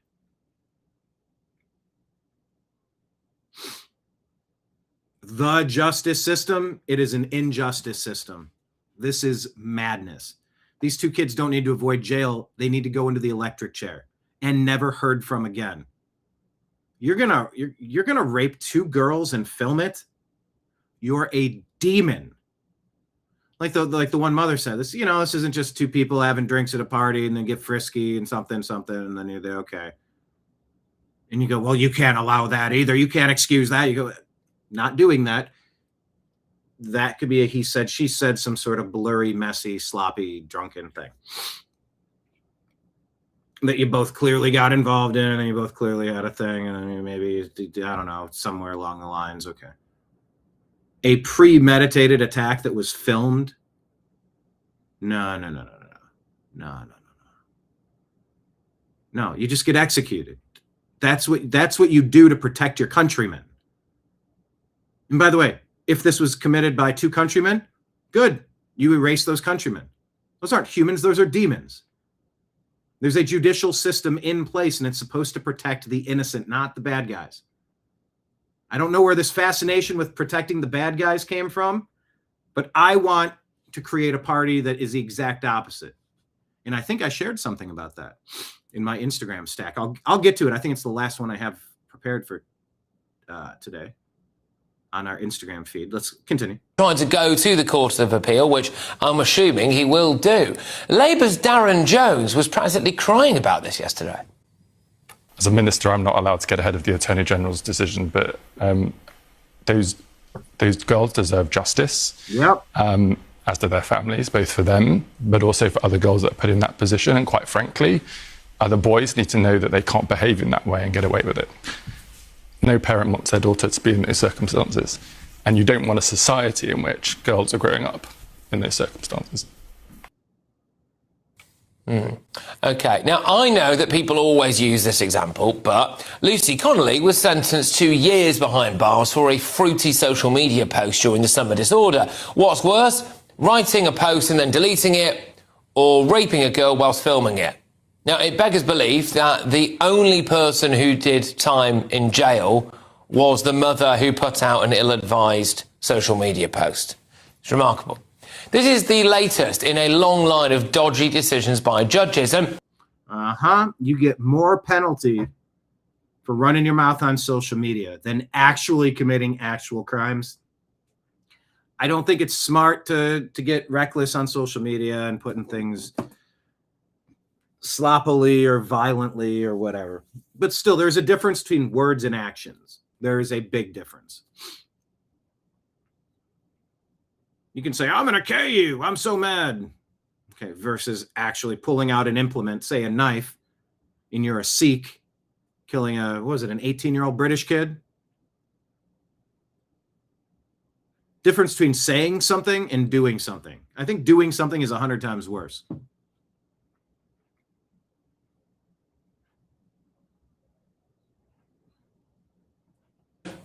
I really do think we need to have a look at who these people are. We've had judges interpreting the Ukrainian refugee scheme to mean Gazan. We've had the former chairman of the Fabian Society and treasurer for the Society of Labour Lawyers ruling on government policy when it came to the migrant hotels. And now we've got a judge who's letting rapists walk free because they've got ADHD. Something is very, very wrong with our justice system. Good evening. Very, very Good evening. We are... Speaking of very, very wrong, deep state Democrats have been stealing our country dry. I'm ready for the convictions, the indictments already. President Trump talking about Stacey Abrams, EPA Administrator Lee Zeldin revealing what the Biden admin did. Nick Sorter reported this through KCS. Abrams was given $2 billion for an account that had $103 in it, an environmental fraud, I guess. And she had $103 in this newly opened account. And before leaving business, they put $2 billion into the account. And they had no reason for existence. They were unable to say what they did with it. $2 billion.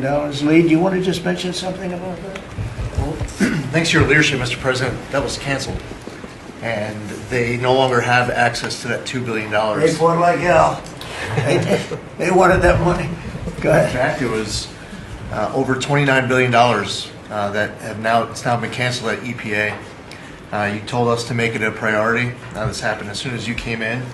After the election, before your inauguration, they were caught on video saying that they were rushing to get billions of dollars out the door before you're swearing in, because they were afraid that once you were sworn in, you were going to stop it. Well, that part they were right. We did. Yeah, we did.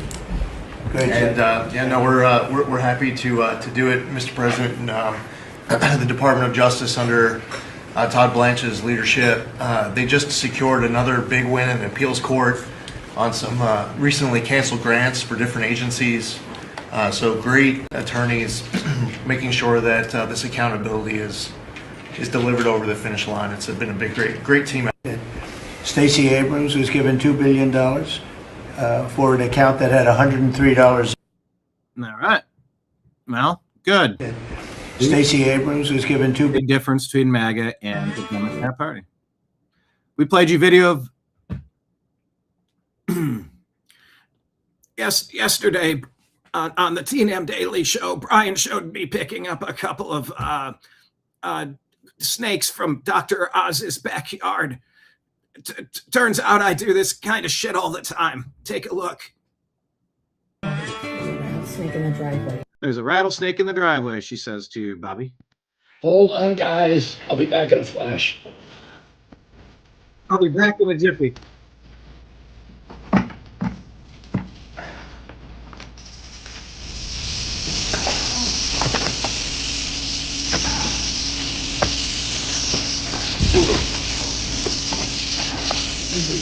It's a lot of rattlesnake shaking.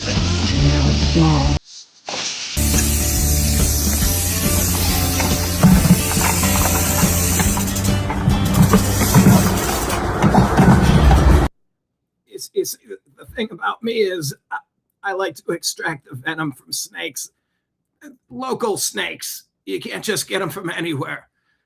You really want to get the local venom, like John, I think, is in chat, at least on Rumble. I don't see him on YouTube today. But John has an apiary down in Texas. He gets local pollen. And so basically, if you have local pollen, you get the bees making honey from the local flowers.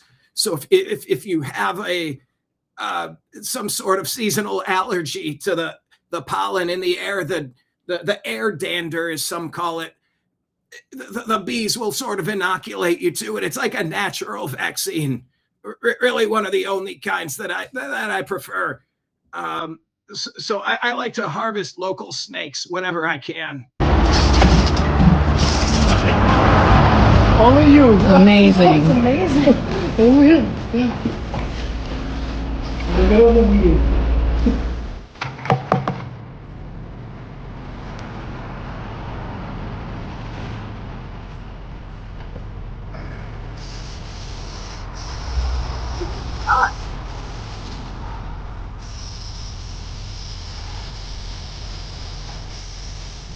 Oh, is he cutting that off now?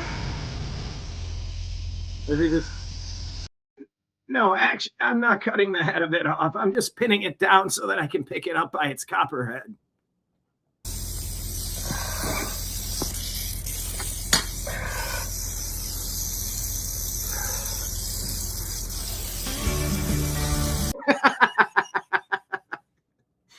Health and what the heck services.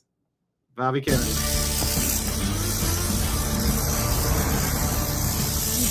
There's anger in there. I don't want to touch them. His fangs are in there. I don't want to touch them. Oh, No, honey, no. I'll let it here. He's a beautiful snake. He's a western dog in the back. You can tell. Look at these rings at the end of his tail. Oh my God. She's gotta have it so rough. For real. I mean, could you imagine being married to Bobby Kennedy? I would imagine that's like having several teenagers in your house at all times. I mean, I could be wrong, but I mean, it just cracks me. Put him in here.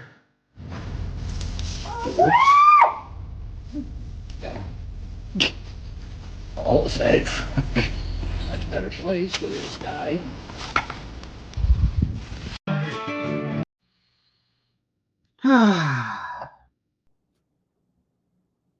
Well, that happened, everybody. I just didn't know he had such a penchant for collecting snakes. Maybe that's why he was drawn to DC, because of all the snakes over there. Let's keep on. This is the quote I was telling you about earlier. Friedrich Nietzsche. The herd has absolutely no desire to destroy the master who holds the whip. The herd only wants a new master who will finally whip the people they hate. See, I don't hate my political opponents. I hate my political opponents who violate my civil liberties by restricting medical access to information and treatment. Fuck you, Fauci, Biden, and everybody involved with this COVID debacle. Every one of you. Fuck you all. I don't want anyone infringing on my right to defend myself, my right to live in a clean, safe location. the people that are going to allow violent, crazy nutbags to harass everyone around them. Done with those people. The ones that violate our civil liberties, the ones that try to blow President Trump's head off, impeach him multiple times, raid his private home, accuse him of 71 fake BS charges just so you can get him thrown out, just so you could install Ron DeSantis, little Ronnie D instead. The ones that try to claim there was an insurrection when he said, peacefully and patriotically, go make your voices heard.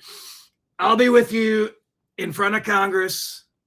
Tell them you gotta check those states that, et cetera, et cetera. The deep state traitors need punishment. I don't hate those people. I hate the actions those people took, and there needs to be criminal justice. That's what I'm aiming for. I don't hate somebody because they have a misguided political opinion. I hate them when they commit blatant civil rights violations. Stealing our money? Oh, yeah.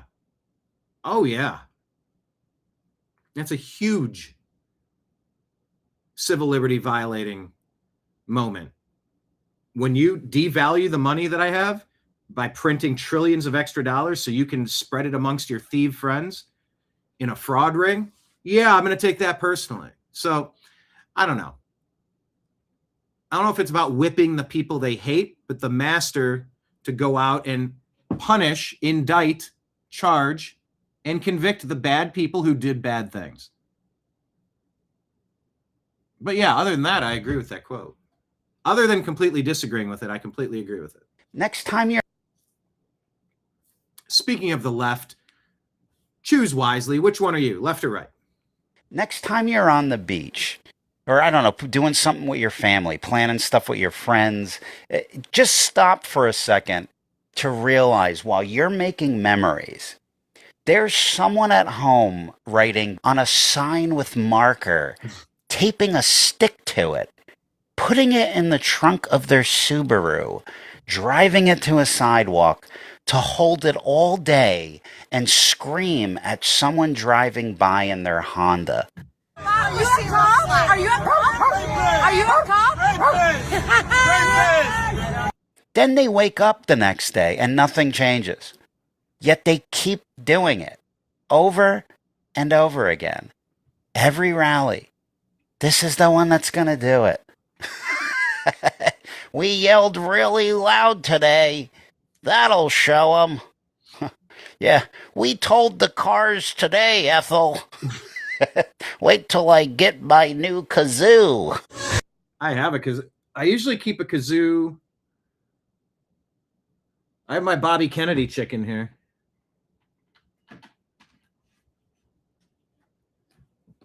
Speaking of Bobby Kennedy, I was at the Libertarian Convention and they handed these out. They were rubber chickens. Bobby Kennedy and President Trump both spoke there. And they were calling President Trump a chicken for not debating Bobby Kennedy. So we were supposed to have our audience making this noise when President Trump was speaking to let him know that the Libertarian Party is serious. But I also do have a kazoo, and that rhymes. I worked a kazoo into my interview with Larry Elder, by the way, which was hilarious. Anyway, Ethel, let's get a kazoo. They're protesting with kazoos. We are free! I've never seen this video. What a bunch of dorks. Oh, this is so cringe. These are people's aunts and grandmas. It's embarrassing. What a waste of your life. Yeah. Next time you're on. This just happened. This is good news, but, you know, I always see these stories. I go, is this real? 5 of the 7 villagers trapped in a flooded cave in Laos sent messages to their families after rescuers found them alive. I just kind of always wonder if some of these stories are staged or real or whatnot, but let's take a look. This is a great story. His name is Mom,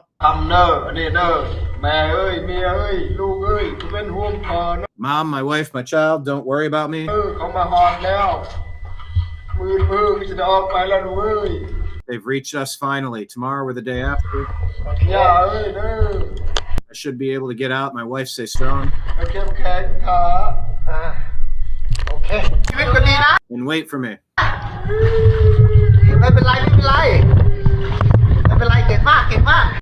The important thing is that you're alive. You've done really well. Don't cry, don't cry. My name is Ing. Don't worry, Mom. Rescue team reached us now.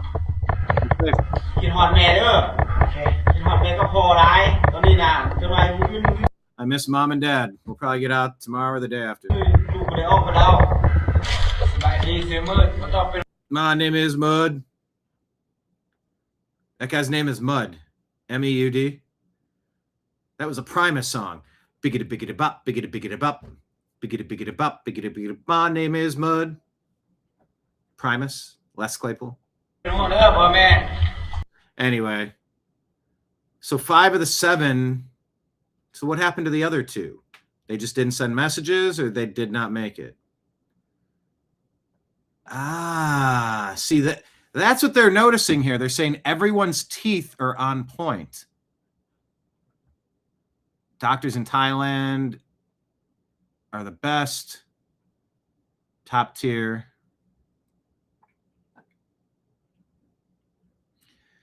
But yeah, I think the perfect teeth made me think maybe this could be fake. But CNN put it out, so, well, I mean, we know CNN would never lie about a story.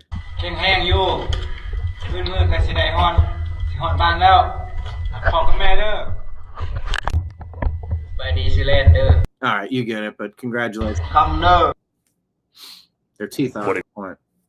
Seattle Mayor Katie Wilson says she won't be looking into claims of daycare fraud. Of course not. How about we look into them ourselves then? What have you done in those regards? Yeah, so we're working on that. So we have conversations going on with the departments. And yeah, it's just, I mean, I don't think it needs to be explained why it's problematic to have. You don't think it needs to be explained why it's problematic to look into fraud? Random people showing up to daycares. Yeah, I mean, I think the fear in the Somali community is real. The fear in the Somali, you're concerned about the Somali community, not the American community. You're a traitor. You care about the American community, or you're a traitor. Immigrant communities are real, so we're taking that very seriously. Along those lines, have you asked anyone to follow up on the fraud claims, either to... Oh, this is the same guy that tried talking to her before. They did follow up on this interview. Who is this interviewing guy? The Department of Immigrant and Refugee Affairs, or SPD? No. So there's, as far as you're concerned right now, there's no reason to suggest there's any sort of fraud? This whole issue is not really about fraud, right? It's about dividing and conquering. It's about making an immigrant community No, it's about fraud, you clown. No, you're trying to twist it like, what was the guy's name? Eugene, when we called the mental health facility. He's like, I'm sorry, sir, we're not giving out personal medical information over the phone. I said, I didn't ask you for that. I asked to speak with the individual that was kidnapped, that was taken out of his car, that was stopped and committed to a mental institution. I'm curious to find out, is he being treated well in there? She's trying to turn this into something it's not. It's about wasteful money and fraud. Target, right? There's no reason to assume based on the identity of a daycare operator that their small business is doing anything wrong. What have you done in those regards? Yeah, so we're working on that. So we have conversations going on with the departments. And yeah, it's just, I mean, I don't think it needs to be. Please impeach this lady. Expose her criminality. She doesn't want What have you done in American those people. We're current. All right, let's Secretary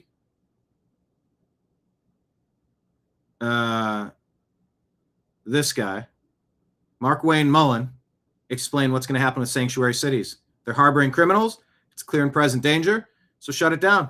No flights, no international flights. Currently drawing up plans to say, listen, in these sanctuary cities where the local radical left Democrats aren't allowing us to do our job and enforce federal laws, then we shouldn't be processing international flights into their cities either, because they don't want us to enforce immigration. Republican Indiana Senator Jim Banks tells me he loves Mullen's proposal and says red states that do cooperate with ICE would actually benefit from international travelers having to fly into their airports instead. Yeah, I really like this idea. Secretary Markwayne Mullen is doing a good job. It's a brilliant idea. You can't be trusted. You can't be trusted to do the basics. You're cut out. You're done. Just indict the people. Charge them. The kind of common sense idea that Markwayne has come up with this time, he's come up with before, to crack down on sanctuary cities that are allowing illegals to come to their cities. We're currently drawing up. All right, so stay tuned. We're currently drawing. Polymarket says, just in, Uber's COO says heavy AI spending is getting harder to justify as higher token usage fails to show a clear payoff in consumer features. 10.1 million views from Polymarket. Some bullet points. AI was miscounting inventory at Starbucks. Microsoft blocked Claude code for its own engineers. Uber can't find the return on investment after spending billions on AI. 3 AI defeats this week in the labor sector. We are so back.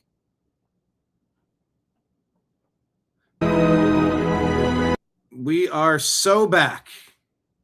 What do you think of him saying? Well, the New York basketball Knicks took out my Cleveland Cavaliers. Swept them. President Trump will be going to an NBA Finals game. He was going to attend Game 5, Cavs at the Knicks, but they swept us in 4, so it wasn't a game that needed to happen, so it didn't happen. So the reporter asks Kathy Hochul, New York Democrat, clueless goofball governor, this question about Trump saying that he's a lifelong Knicks fan. Lifelong Knicks fan. I think that's how the Times reported it. I asked him to name the starting lineup from 1993 championship team and see how he does. You caught that. I'd ask him to name the starting lineup of the 1993 championship team and see how he does. Here's the answer, sweetheart. Wrong. They didn't win the championship in 1993. Thanks for playing, but you are a goon. And what do you think of him saying? Knicks haven't won a championship since 1973. Doesn't get much better than that. What a goofball. What do you think of him saying he's a nice and a dangerous person?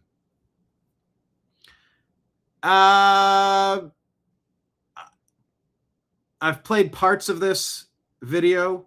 I don't know if this is the exact same one, but I'm going to play it again. I'm concerned about alpha-gal, us being poisoned so we can't consume meat like we were designed to do. That's a bad thing.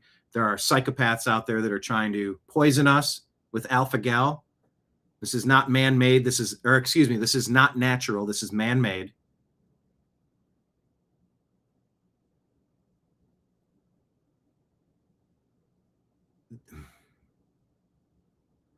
Whether natural, here, let me clarify that statement that I didn't quite finish. Whether natural or man-made, or natural then modified like gain of function to make the H1N1 or to make the COVID-19 coronavirus more spreadable, more potent, more deadly, more toxic, more lethal. Whatever blend of shit this is, something has changed, and I hate it, and we need to expose it and stop it. I want to get to the bottom of it, and I want to protect all of us so we don't get poisoned for the rest of our lives. There's a major tick problem going on. A new study came out a few months ago, and they literally found alpha-gal syndrome, the incidence of alpha-gal syndrome, the allergy to red meat from the Lone Star ticks, skyrocketed up 10,000% in just 10 years. And then we look to 2021 to 2024, it jumped up another 300%, another sharp increase. So something's going on. Something is driving these ticks. Is that the left is blaming it on climate change? I know you're an epidemiologist, but is that normal with an illness that's been around for a long time, like alpha-gal, to just suddenly be everywhere at the same time?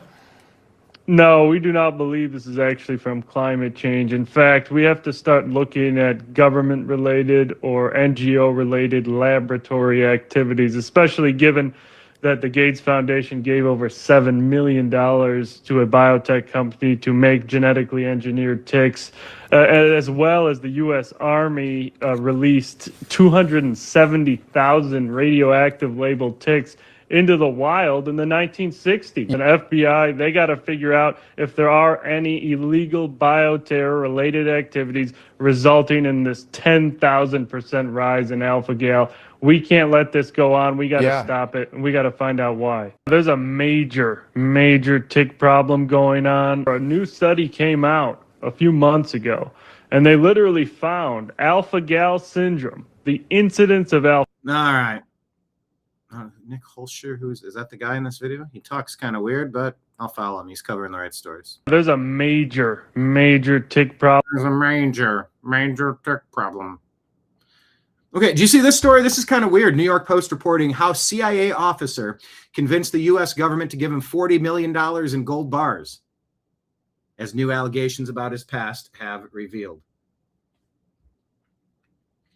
A spy convinced the CIA to give him $40 million in gold bars by claiming it was for work-related expenses.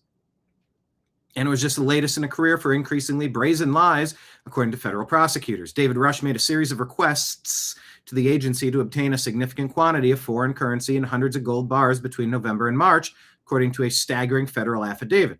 Everything we know at the link in the bio.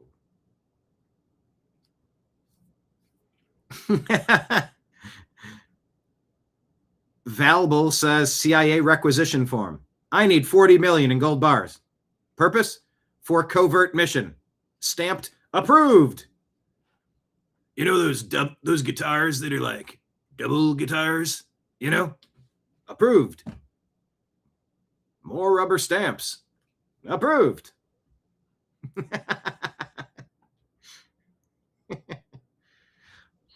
Oh, that's true. Bill Gates does have a telling smile. Yeah, he looks like he's up to stuff. Bill Gates does mosquito mRNA, so we won't have vax hesitancy. Oh, yeah, yeah. I'm done with these monsters. So, do we have gold like in Fort Knox? Boy, I would love to know. Remember that story came and went, and we haven't heard an update. Maybe they're taking their time putting stuff back. That's what my guess is on that one with Fort Knox. By the way, everybody, hit like, hit subscribe, hit the thumbs up button on the show, share the show with your friend, invite people out here to the party, out here at the bar where I am Brian, your bartender, talking about all the things going on the TVs behind you. Reminder at the midway point of my shift, I will slide you your credit card tab at the end of our fabulous dining experience. It will be tally total 0, but there will be a tip jar line at the bottom if you want to throw some silver coins into the tip jar behind me. You can do so by subscribing. Just do it on a $5, $10 monthly basis on Patreon, Rumble, or YouTube. You sign up and you're in for like $5 or $10 or $100 or more.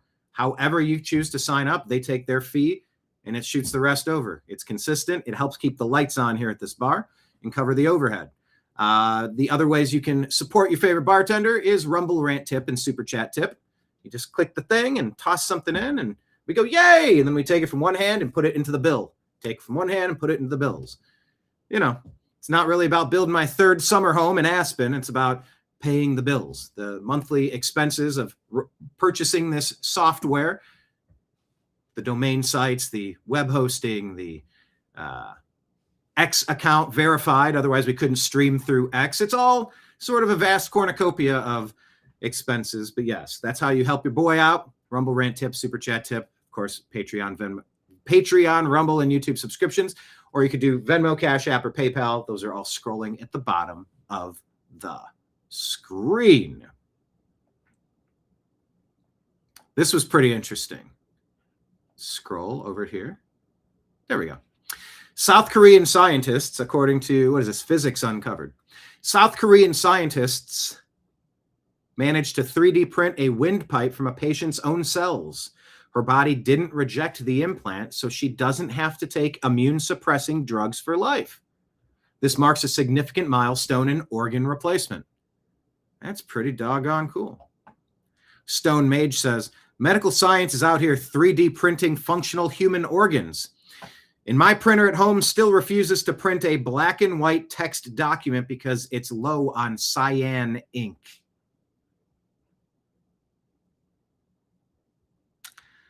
Cyan ink. Did I pronounce that properly? Seriously, how weird is that? Super weird. And so frustrating. It's like, no, I just want something in black and white. I don't care that I'm low on yellow. It doesn't matter that I don't have green.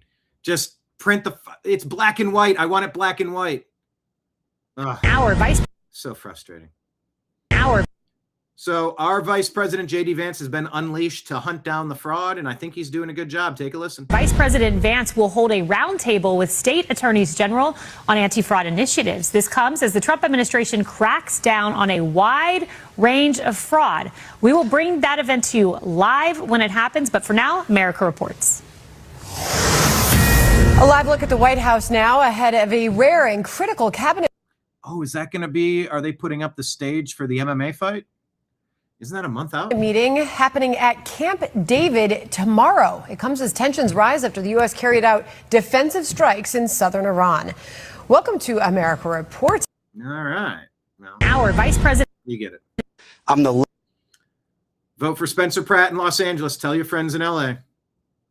I'm the look around candidate. I do basics. I don't do national politics. I don't do parties. I just say, look, they're stealing all of our tax money to give it to drug addicts, to have needles and tourniquets, and they're actually even selling the drugs to these addicts to let these people die on our sidewalks. I want to be the compassionate one, get these people mandatory treatment, medical treatment with doctors to help them get off of fentanyl and super meth, and that is what people actually want in LA. As much as everybody wanted to believe the people that have been in charge, my opponents combined are at almost 10 years of their experience, they are failures. And so people want an outsider that's not a politician, that's just saying the facts, the truth. These people have failed us. They've spent all of our tax money to increase problems. And I keep it basic. And again, I never wanted to be the mayor. I just wanted somebody to tell the truth. And by telling the truth, now the people are behind me. And I will continue to speak the truth on behalf of Los Angeles for as far as they want to push me. I'm the... Yep. 100% supporting Spencer Pratt. Get everyone out to vote and overwhelm the Los Angeles cheating system. Overwhelm the system with Pratt votes and fix that damned city already.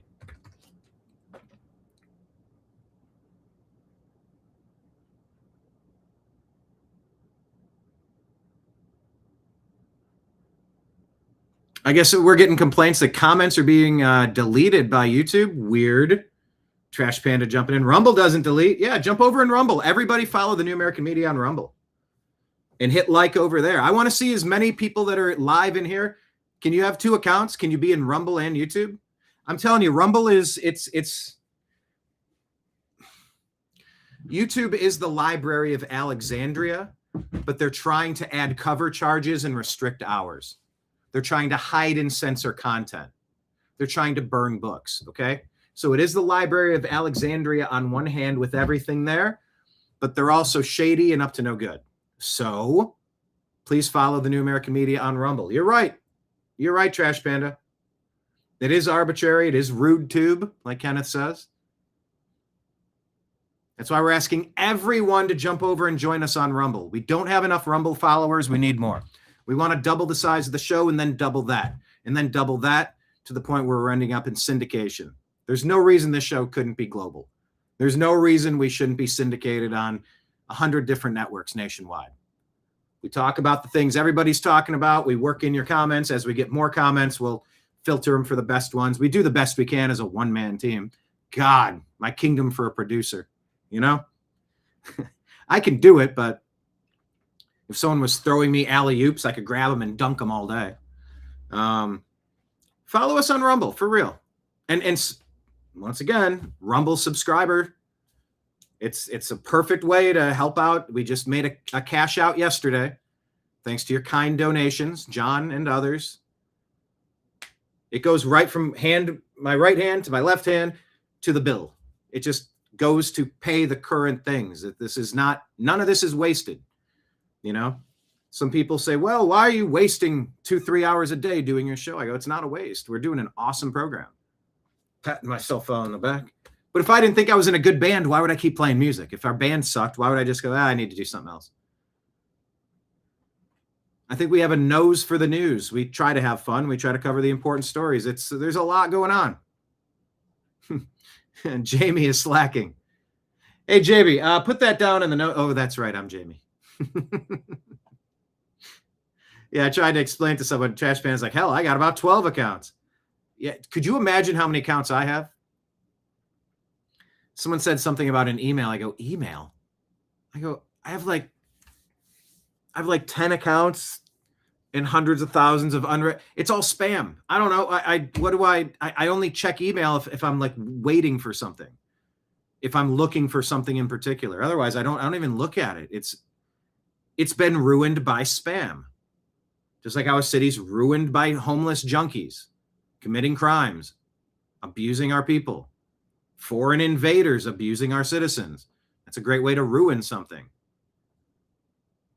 Everything woke turns to crap. Anyway, follow us on Rumble at the New American Media. I'm the look around candidate. All right. Let's make the pivot over here to X. Your daily reminder to follow us here, from sports to spirituality, comedy to Congress, and freedom to firearms. Seeking truth, challenging dogma, and having fun. Join the mostly civil conversation here on the New American Media, because the old American media has failed you. We are at American_media_. We began April of 2011. That was 15 years ago.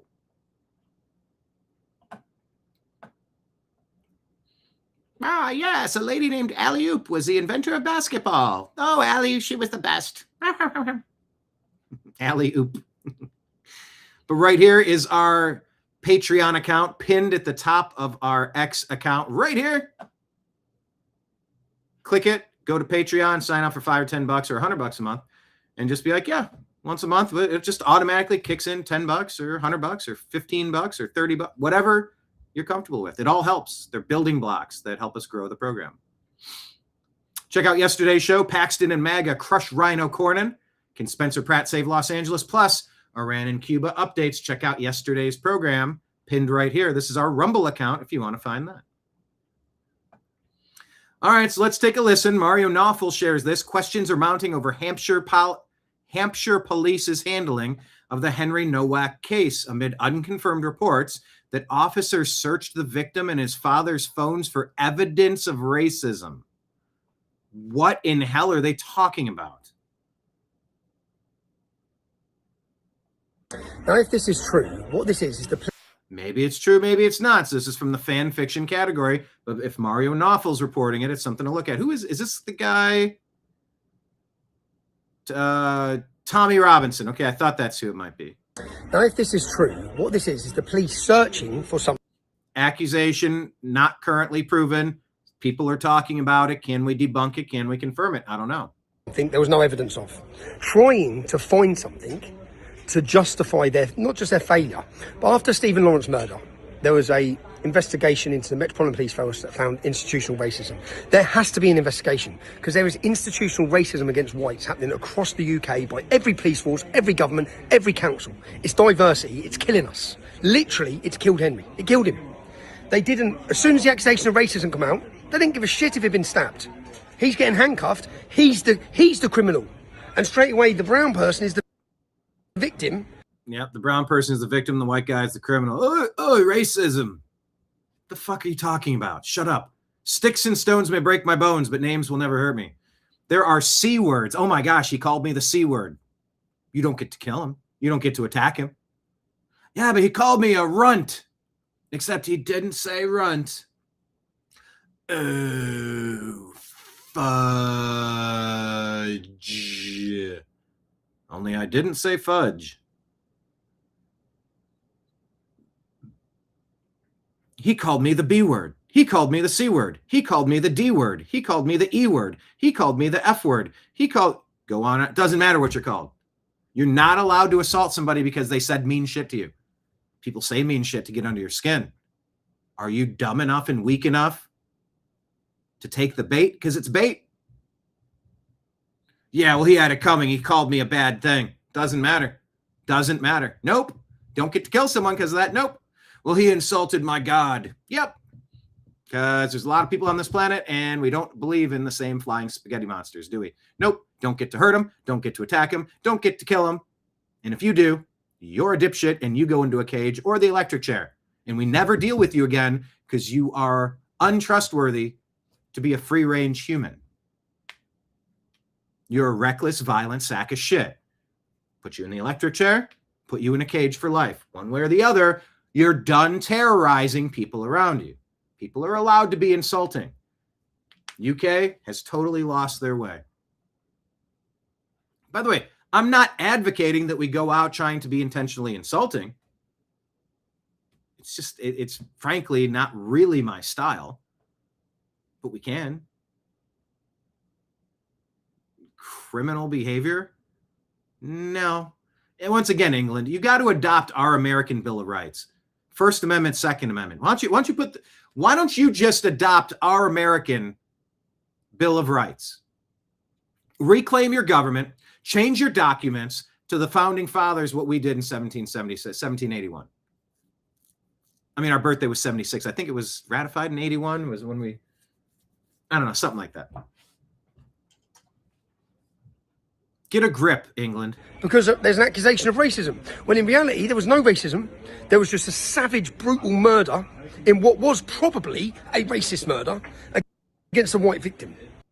Probably a racist murder against a white victim. Unconfirmed, theoretical, hypothetical, speculative, of course. Grok says, no, there's no confirmed evidence that Hampshire police searched Henry Nowak's phone or his relatives' phones specifically to find evidence of racism against him.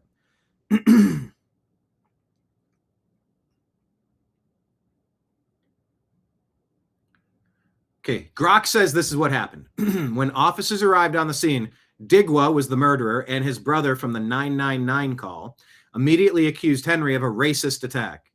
Police handcuffed the bleeding Henry, treating him as the aggressor and the suspect based on that claim. Why don't you just take both of them and arrest them both and sort it out later? But if someone's bleeding and can't breathe, you focus on them, right? Right? Henry reportedly told them he's been stabbed and pleaded that he couldn't breathe. They only removed the cuffs and tried aid after he collapsed and went unconscious. Bunch of assholes. I want that police body camera footage. I want that body camera footage. And I guess Henry pulled out his phone and he was recording the interaction with the guy. That's the story that I heard. Maybe true, maybe so, maybe not. What's that video? What does that show? Then show me what the officers did and didn't do to the actual victim in this case that was killed. Hampshire police have apologized and referred the matter to the IOPC, Independent Office for Police Conduct, for investigation, and then acknowledged that officers were lied to. Yeah, that's why you don't believe anybody in the initial moments, especially if somebody has been stabbed 5 times and bleeding out, collapsing unconscious. Maybe you don't take the word of anybody in an altercation and you render aid. Yeah, well, what about George Floyd? George Floyd was panicking, hyperventilating, overdosing from the minute the police car pulled up to that vehicle that was parked on the side of the street. Watch the whole video. It looked like you could see him taking a mega dose of fentanyl on his tongue. You could see him. I can't go back there, man. I can't go back. I can't. Don't put me in the back of the car. Don't handcuff me. I can't go back to jail, man. He was hyperventilating, having a panic attack, having a heart attack, having an overdose from the moment the interaction began. Derek Chauvin, it looked like he was grinding his neck, breaking his neck, asphyxiating him like a wrestler that drops his hand and can't raise it anymore for a submission hold in MMA or something. Several of the officers reported they were trained to use roughly the rectangle of the shoulder, where the neck meets the spine, and lower down in the, like where the angel wings are. To subdue a suspect, you put your knee in that general area. He wasn't leaning on it. He wasn't pushing down on it. He wasn't choking. He wasn't breaking the larynx. And that whole case got blown into something it wasn't. Just like an insurrection, just like Russia collusion, fake, misreported, misrepresented, lied about, exploited for political gain. Over and over and over again.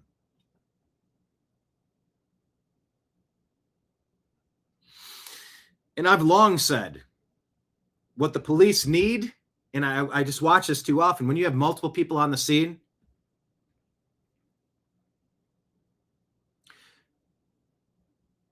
you should have easily deployable ankle cuffs.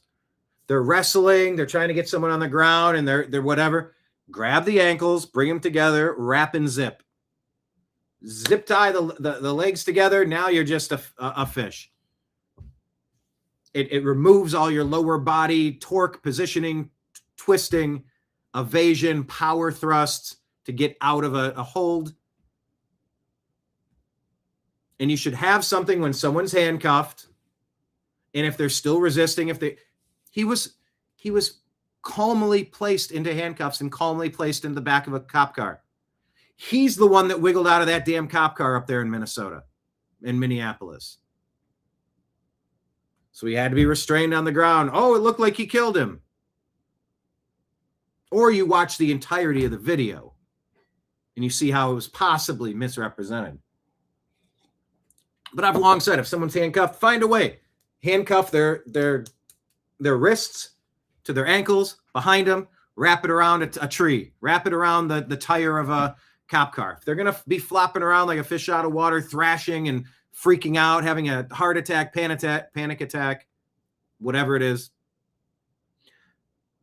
you certainly don't want to find yourself in the position where you're holding them down the way that you were trained, according to testimony from that case. Their department trained them to do that, to subdue somebody. And then they were charged with murder because of it.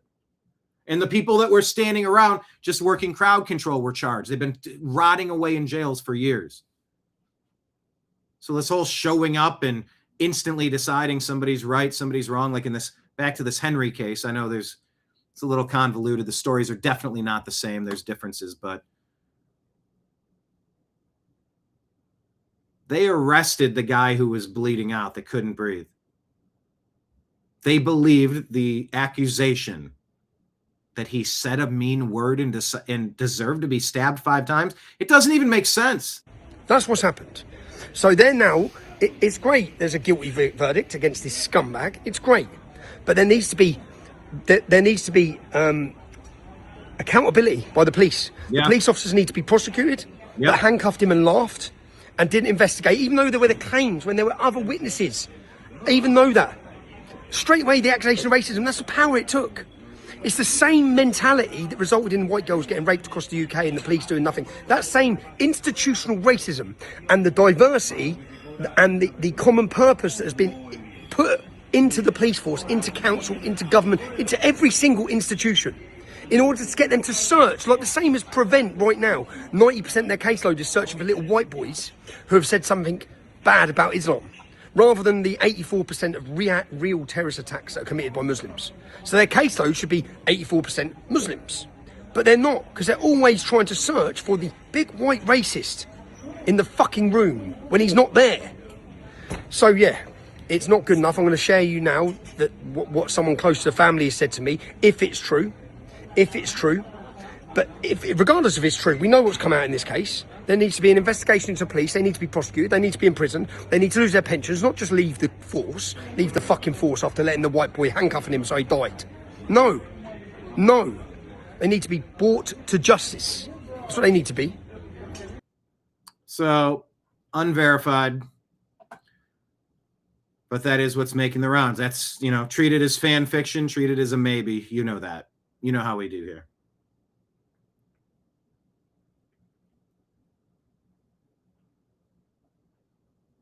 Ortho's saying that the chief in Minneapolis was also videoed using the same technique, I think. Dina says Chauvin should sue the PD due to training manual. Yeah, they tried to off Chauvin. He was stabbed, 30 times? They tried to take his life, silence him in prison. Wasn't a good look, but I mean, did anyone watch the full video? Feels important.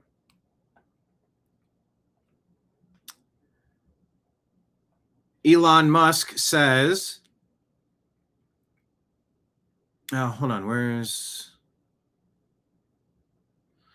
okay, Bobby put out, Mr. Nowak can be heard saying, "I can't breathe." Police put handcuffs on Mr. Nowak, who was lying on his side, telling officers he'd been stabbed and that he could not breathe.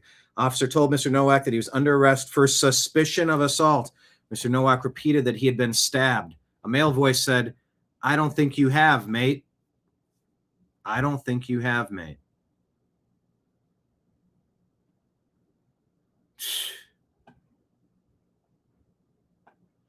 Elon calls this unconscionable and says, "I am happy to fund a wrongful death lawsuit against these disgusting excuses for law enforcement. They damn well better have been fired." If true. Mario Knopfel reporting, Elon just offered to fund a wrongful death lawsuit against UK police officers who handcuffed the victim of a stabbing. Stabbed by Vikram Digwa with an 8-inch Sikh martial arts knife. And it's one of these curvy ones, too. When officers arrived, Vikram claimed he'd been racially abused while Henry was lying on his side telling the police he'd been stabbed and couldn't breathe. Officers immediately took Vikram's side and told Henry that he was under arrest for suspicion of assault, dismissing claims that he had been stabbed. Henry died as a result of his injuries. The UK is beyond a joke.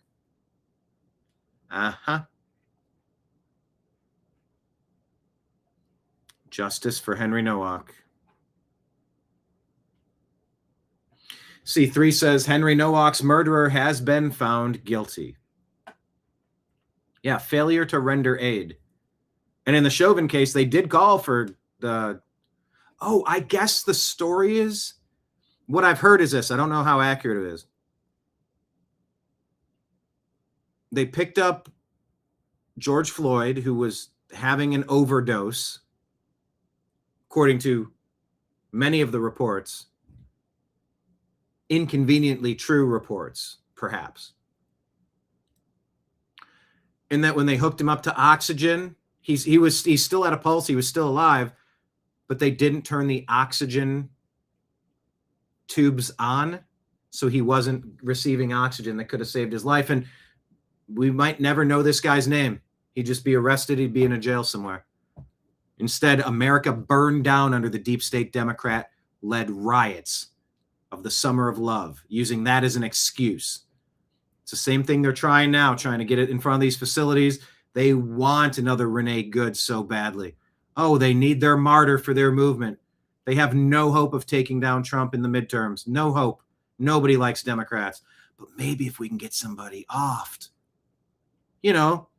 like you were able to get in Charlottesville, one guy slams his car into some people and kills Heather Heyer. I think it was one death and several injuries. Yep. Racist whites at it again. There's neo-Nazis and white supremacists. You go, what? Got a bunch of wokesters saying, we're tearing down this statue. You go, this is my city. This is my neighborhood. You're not doing that. Get the hell out of here. Doesn't make you any member of any group. Like President Trump said, there were fine people on both sides. And I'm not talking about bad members of that group, bad members of that group. But it's how they spin it, isn't it? Hey, England. Instead of UK, you okay? Question mark. Dina showed the whole incident to a professional, said Chauvin was innocent, but went in thinking guilty. He changed his mind.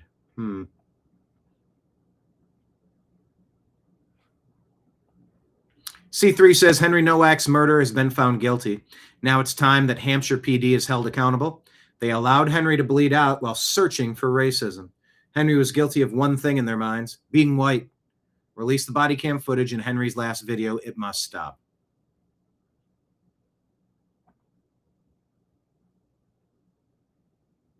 He was cuffed and left on the pavement bleeding out. Who knows whether a timely intervention would have actually made a difference. And they released this video for some reason. This isn't the video we need to see, but.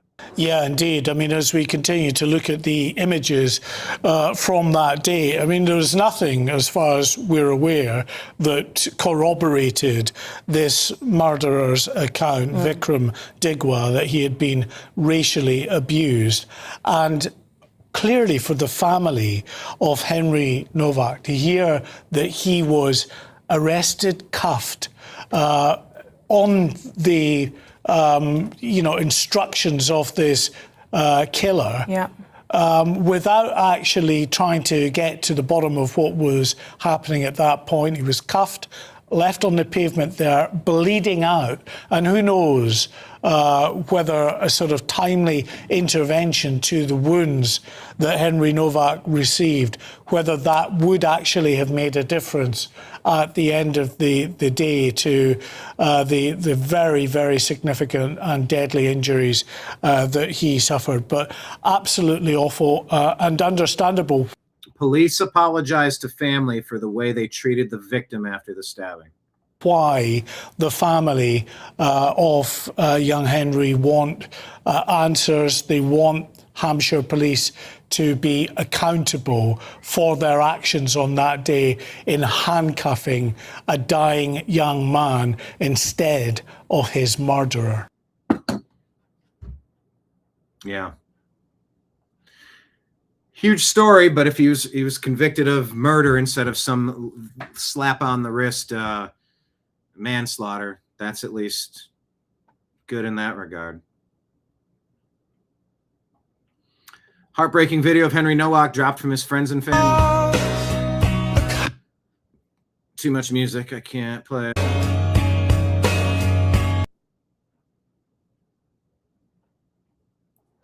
But the dude was a human, and now he's not.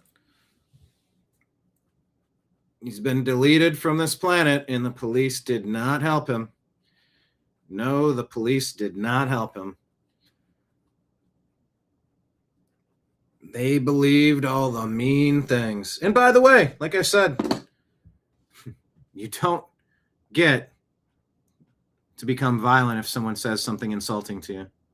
Whoever you are. Someone said some shitty stuff to me the other day, and I said, bless you. You fucking asshole. I kept that part to myself, but I said, bless you.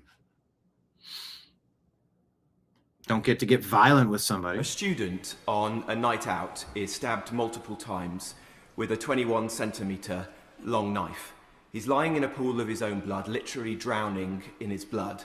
The police come to the scene. Instead of doing everything that they can to save his life, they handcuff and arrest the lad because there's an accusation of racial abuse. This is a scandal. Will the Home Secretary come to the House and say what she's doing to investigate the way the police conducted this matter?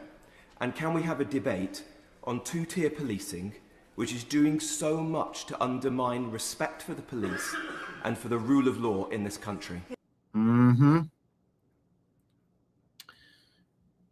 All right, Vikram Digwa found guilty of the murder of Henry Nowak. Okay, so Vikram's mother, Kiran Kaur, are these legal residents? Are these citizens of the UK? Are these are they? What are we talking about here? Vikram's mother, Kiran Kaur, has also been found guilty of aiding her son hide the murder weapon. Now release the body camera footage and hold the police that let Henry bleed out responsible. All right, let's do a rapid fire round. Illinois Governor J.B. Pritzker. We turn down to Illinois after Governor Pritzker signed a new law that decriminalizes spreading HIV. You got that? Democrats want to decriminalize spreading HIV, knowingly spreading HIV. knowingly having it and giving it to you. It's like releasing alpha-gal and poisoning. No. That's not having an allergic reaction. That's being poisoned. Big difference. J.B. Pritzker. No. It's okay to spread HIV knowingly. We turn down to Illinois Never vote Democrat anywhere. Get all your friends together. Make sure you all get out and retire every single Democrat this election season. Then make sure you retire every rhino. Every rhino. Primaries are the best time to get rid of rhinos.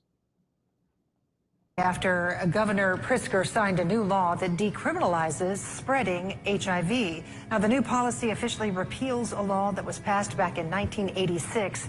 There have been 8 people. Why would you repeal a 1986 law that would protect people from being intentionally given HIV by somebody who knows they have it? Who were convicted on the law since it was enacted. The AIDS Foundation of Chicago says 80 have been charged, but for that foundation, this is just as much about breaking a stigma. No, you're not redefining it, Eugene. I'm not trying to get confidential personal information from somebody at your medical facility. I asked to speak with them. No, I'm not asking for their private information. And no, this isn't about stigma. It's about protecting people who will be poisoned by somebody knowingly and intentionally. There is nothing the Democrats won't obfuscate or change the definition of. Hey, speaking of which, E. Jean Carroll, what did she say during her 2022 deposition? I believe she said no one besides her was paying her legal fees. But here's Reid Hoffman in 2023 saying that he had funded her case to, go after Trump, take out Trump, bearing false witness. That it was her voice should be heard. My team looked at it and thought that it was But that's all, folks. Thought that it was her voice should be heard. That because she was challenging someone who's so much more wealthy and powerful, it shouldn't be squashed, and that providing that voice for people who are otherwise would be ground down by the system or the powerful is, I think, a good thing. Obviously, especially in the case of women, and obviously, especially in the case of sex. What are you talking about? Especially in the case of women?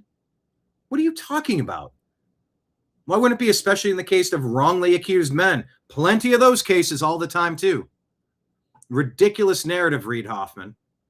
Reid Hoffman, did you visit the island? What was the story with you? Actual founder of LinkedIn and other, torture and attack and man, this guy's a stuttering buffoon. So providing that support was something that I felt support for somebody who seemed to be clearly lying. Very happy to do the speaking. Yeah, very happy to take out President Trump by any means necessary, even bearing false witness. Truth to power and having a woman have her voice, having a chance to be heard and not squashed through the legal courts because she didn't have the money to fully pursue it, I thought was a good thing for society, not just for her. And obviously, the point is that courts should go through their process, and the fact that the court found President Trump guilty doesn't surprise me, and I think that one of the things we stand for as Americans is a rule of law and a good judiciary process. And I think, I think it's a good showing about who Trump really is as a person, and what kinds of things he's done. And I think that's a good working of the American legal system. Oh, I bet you think that is a good working of the legal system. According to Grok, Reid Hoffman, co-founder of LinkedIn, visited Jeffrey Epstein's private island, Little St. James, often called Epstein Island, in 2014. Hoffman visited, according to Grok, as part of MIT Media Lab fundraising efforts, along with Joy Ito, then director of the MIT Media Lab. Epstein had donated significantly to MIT. Okay. He stayed one night on the island, did he? Hoffman later described it on a podcast as, "It was my first time gone to an island with a pool, guest rooms, and courtyard. Note to self, Google before going." Wow. He added Google, note to self, Google before going.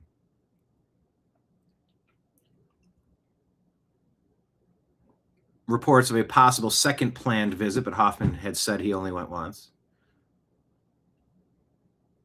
Acknowledged multiple meetings with Epstein, mostly post-2008 conviction, primarily tied to MIT fundraising. Okay. Newly released files in 2026 showed more meetings into 2018 than he initially disclosed, plus friendly emails and gifts. Hoffman sent ice cream for the girls in one 2014 note. Oh, did ya? Read Hoffman for the girls. Ice cream for the girls. He's expressed regret. Interacting with Epstein post-conviction is something I deeply regret. Okay, you deeply regret that. Well, let's see what happens. Let's see what happens with the E. Jean Carroll stuff. She committed perjury. She claims that no one beside her was paying her legal fees. That's false. Reid Hoffman says he funded her case. All right, you can call him James Talafrico. And we're just asking, is this AI or a parody or a Saturday Night Live skit? Let's hear from Timu Charlie Kirk. Before we go further, I want to acknowledge that our trans community needs abortion care too. Defending trans Texans is something we have to do every day. Our trans community needs abortion care too. Defending trans Texas is something we have to do every day at the state capitol.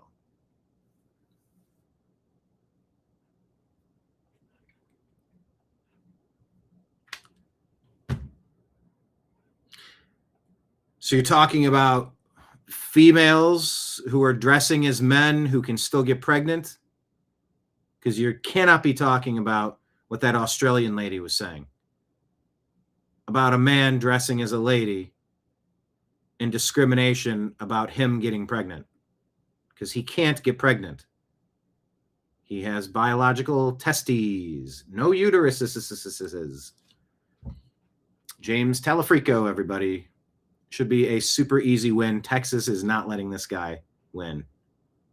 Wall Street Apes wants us to meet Donna, a social worker. Oh, she's a social worker? How great is this? The social worker. Here we go. Here's so the Trumpers. Guess who's going to be dead from a stroke and a blood clot?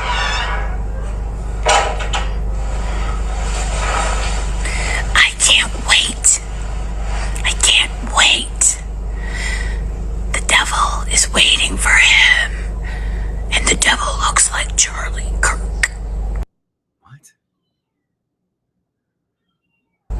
But he's got that big hole in his throat from the bullet that got him.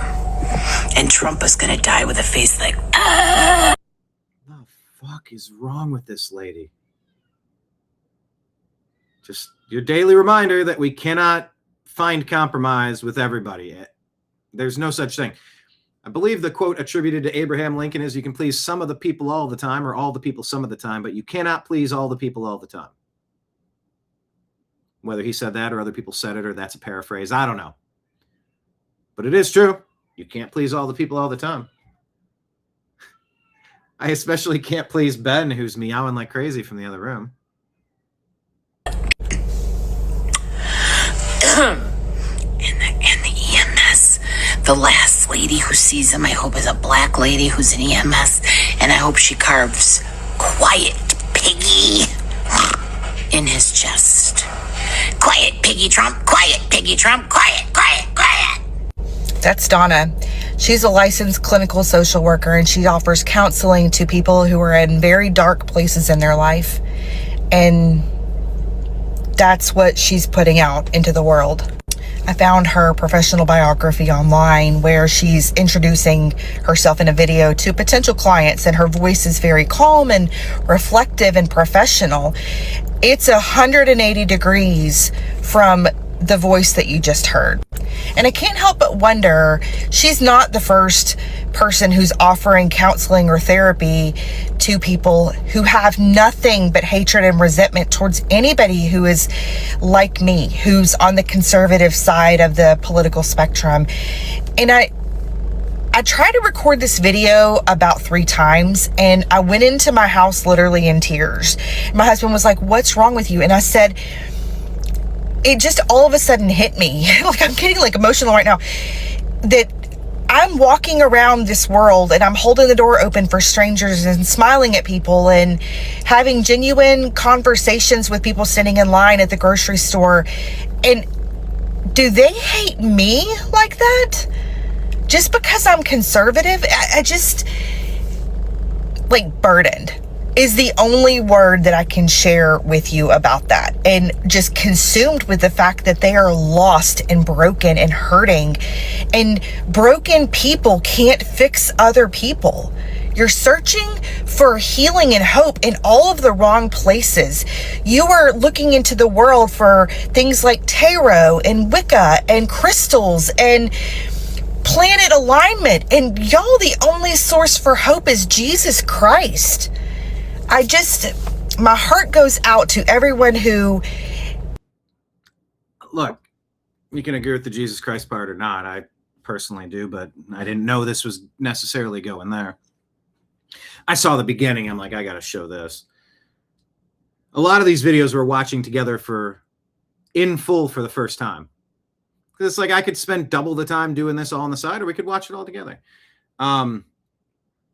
These are broken, brainwashed, abused people, demonically possessed, without a doubt.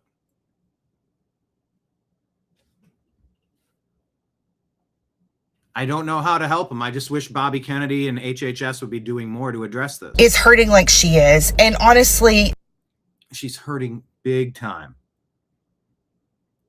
There's a demonic grip on her, clearly. Like, I don't hate you. I feel deep sympathy for you, for that level of animosity in your life. Fear of what you might do. Because what a sad place to be. I have joy, and it's not found in anything in this world. It's found in the Lord Jesus Christ. Anyway, that is just a super weird... Guess who's gonna be dead? So, ortho, never leave your cave without your club, and just beware. Calling out ortho because he always points that out, but like, you can encounter these crazies wherever you go. And I've met a few of them. Oh, it's weird.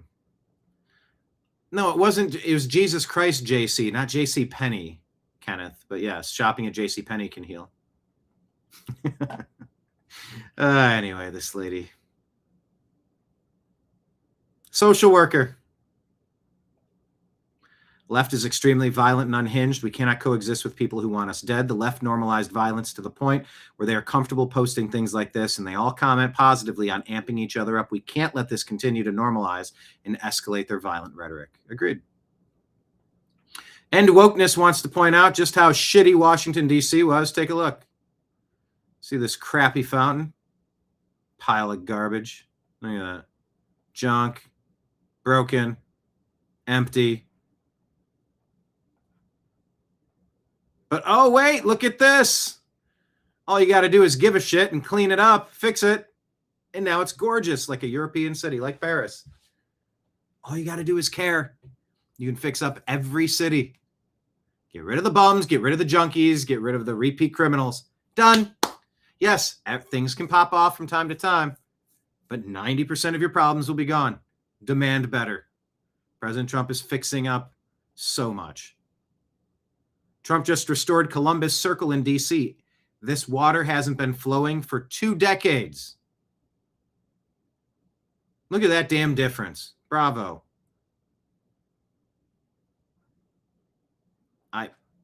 Bravo. Here's a Massachusetts Democrat cheering on Pam Bondi's cancer diagnosis. Now, I'm no Pam Bondi fan, but what in the actual fuck is this? Reported that Pam Bondi has been diagnosed with throat cancer.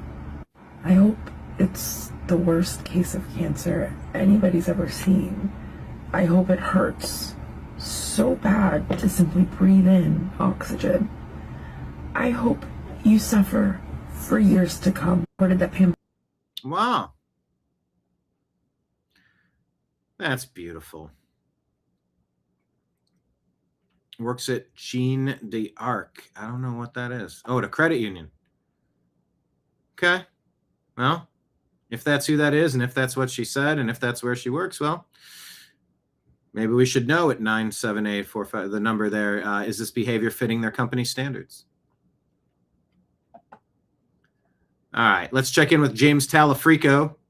Should be easy to beat in Texas, but make sure everybody gets up. Part of this Christian nationalist movement, is trying to pass these things called private school vouchers. Oh, so if you want private school vouchers, you're, what did you say, a evil Christian nationalist because Christians are evil or something? Part of this Christian nationalist movement, is trying to pass these things called private school vouchers. And if you're not an education policy person, you may have never heard of this, but essentially it's an effort to take tax dollars out of our public schools, which are underfunded as they are. There's a lot of bloat and waste and fraud in our schools, by the way. This is 43rd in the nation in per student education funding. So it's taking dollars out of the classroom and giving it to unaccountable private schools. So public schools are very accountable, but private schools are not accountable. Got it. No, that's garbage. And your public schools are trash. Schools, usually Christian private schools. Again, part of the again, not evil, and screw you for insinuating that it is. This effort to blur the lines between church and state. And the governor of Texas, Greg Abbott, made this his top legislative priority for the year last year. Yeah, you have some options now in your schooling. Good.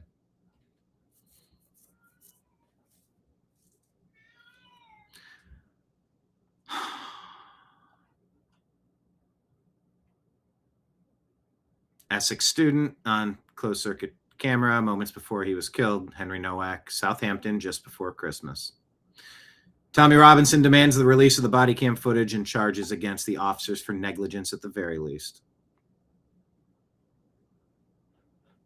Digwell lied about the fatal attack on Henry Nowak after claiming self-defense. We know. Hey, Gavin Newsom is signing a law ensuring that his rigged elections won't be audited or protecting illegals going to polling stations to vote. Senate Bill 73. Nice try, pal, but we're on to you.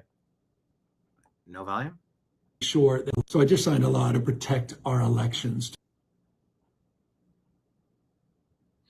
And by the way, how can you tell what the Democrats are really up to? Just reverse all of the claims. So I just signed a law to protect our elections. To protect the cheating in your elections. To make sure that we are conducting a fair, unfair, free election. Totally not free. Election with selection. Not fear. With fear. Intimidation. And intimidation. Everything Donald Trump is trying to do. Everything you're trying to do. To vandalize truth, to vandalize trust, to rig the election requires vigilance and it requires resolve. And with this law, California is leading to provide the kind of clarity that's necessary so people know that their vote will be counted. Yeah, no. So this prohibits law enforcement and armed personnel from guarding polling places. Well, how else do you guard them? Makes it illegal for law enforcement agencies to seize ballots from election offices. Tally them up and we're going to double check it, fool. Requires law enforcement to obtain a warrant before taking lists of registered voters or voting machines. Democrats control the courts, so they won't ever be issued. Oh, let me break this down for you for what it really means, says Wall Street Apes. ICE at polling places would deter illegals from going to vote. Democrats don't want law enforcement to take ballots and investigate their fraud. Electronic voting machines are rigged elections for Democrats, so Newsom is making it illegal to check their records. This is incredible. Gavin Newsom is literally telling you Democrats are rigging California elections. Let's not forget that he made checking ID illegal. Record homelessness in California, highest state income tax in America under Gavin, highest gas taxes in the nation under Gavin Newsom, highest poverty rate in the nation under Gavin Newsom, claims this post from Perry. Okay. Thune must go, says the New American Media. Scott Pressler put this out. A voter in South Dakota just shared this with me. South Dakota First Action is sending mailers to voters with a picture of Leader Thune and President Trump. The mailer says, call Senator John Thune and thank him for being a true patriot. Instead, how about we call 202-224-2321? Garfield 12323. Real quick, question of the day. Have you ever heard this commercial jingle? Garfield 12323 ding.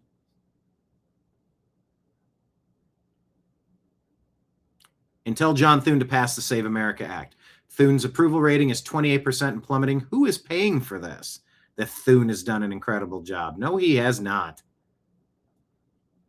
He's a sack of shit and he needs to go. Robert France, temporary deputy chief constable of Hampshire Police, says he's sorry his officers arrested Henry in the moments before he died. Not good enough. They need to pay for their crimes.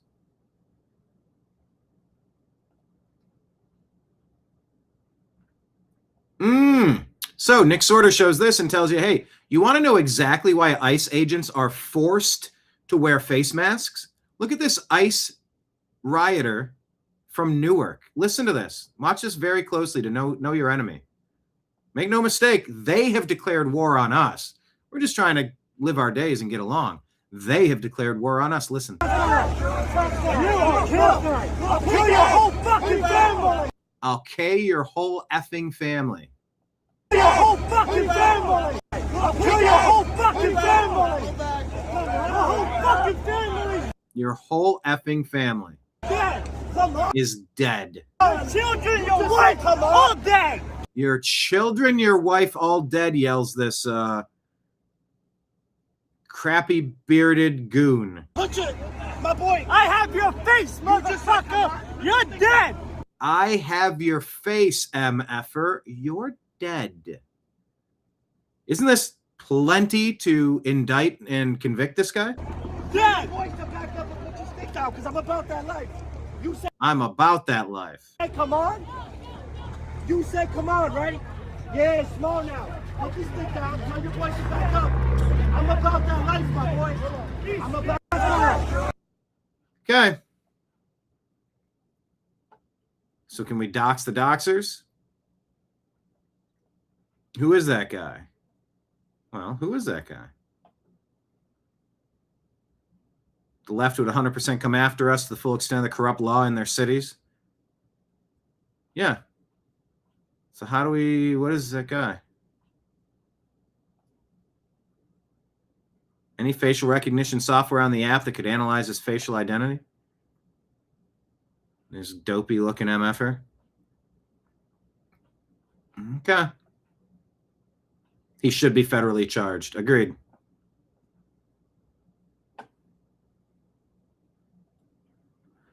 Yep. Nick says they make the argument against ICE mask bans. They make the argument for us. Yeah, they do.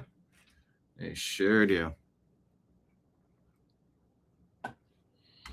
Looks like grounds to arrest and convict. The disclosure president. We're releasing a lot of information. Take a listen to President Trump at this gathering they had. Was it yesterday? We're releasing a lot of information having to do with extraterrestrial. Mike Barra called him the disclosure president. I'm sure we're going to kick off our upcoming season of Strictly Football. Myself, Jim Mitchell, Mike Barra, and perhaps Ezra L. Robinson, depending on his schedule, since he is now in the Air Force. We'll be back on season 3 talking football, but he calls him the disclosure president. Let's watch. Terrestrial things, and people are totally fascinated by it. It's amazing. I wasn't sure if they would enjoy it. It's literally trending #1. Can you believe it? So a lot of people out there are like it, but we're releasing all of that information.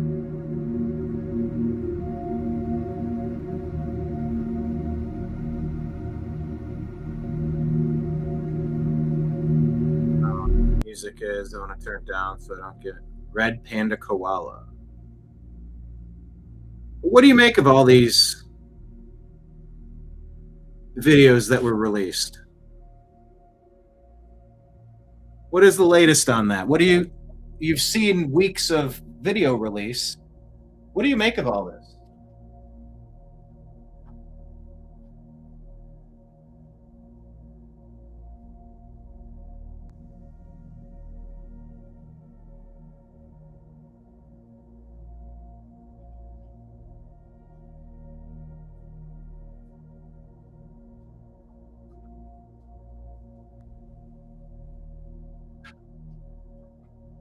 I don't know. I don't know what we're supposed to make of it. Is this going to be a drip, drip, drip kind of thing?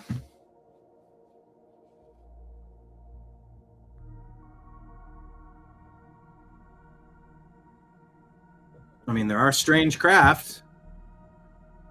There are things that we can't identify. Are they our own drones? I don't know. How is Izzy doing? He's, he flew out, went out to, he's out in Texas, by the way, doing his training. So he's sort of cut off from the world, but we have a way of sending letters and stuff. So that's what we've been doing. Yeah, it's a whole lot of craft that are kind of, I don't know. Doesn't look like anything we're familiar with. That one sort of looks like what I saw over Taos, New Mexico. We're releasing the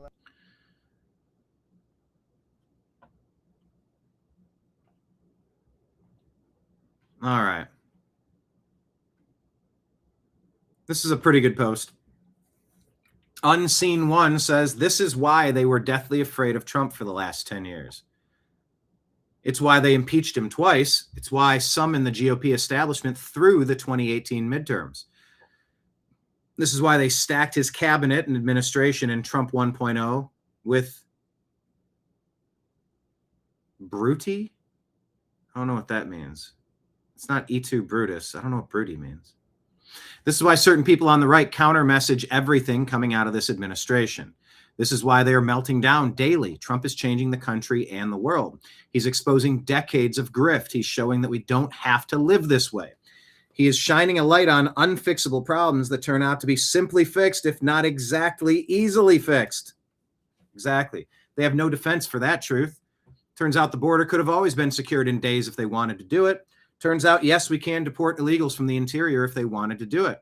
Turns out, yes, we can require companies to not put poison in our food if they want to do it.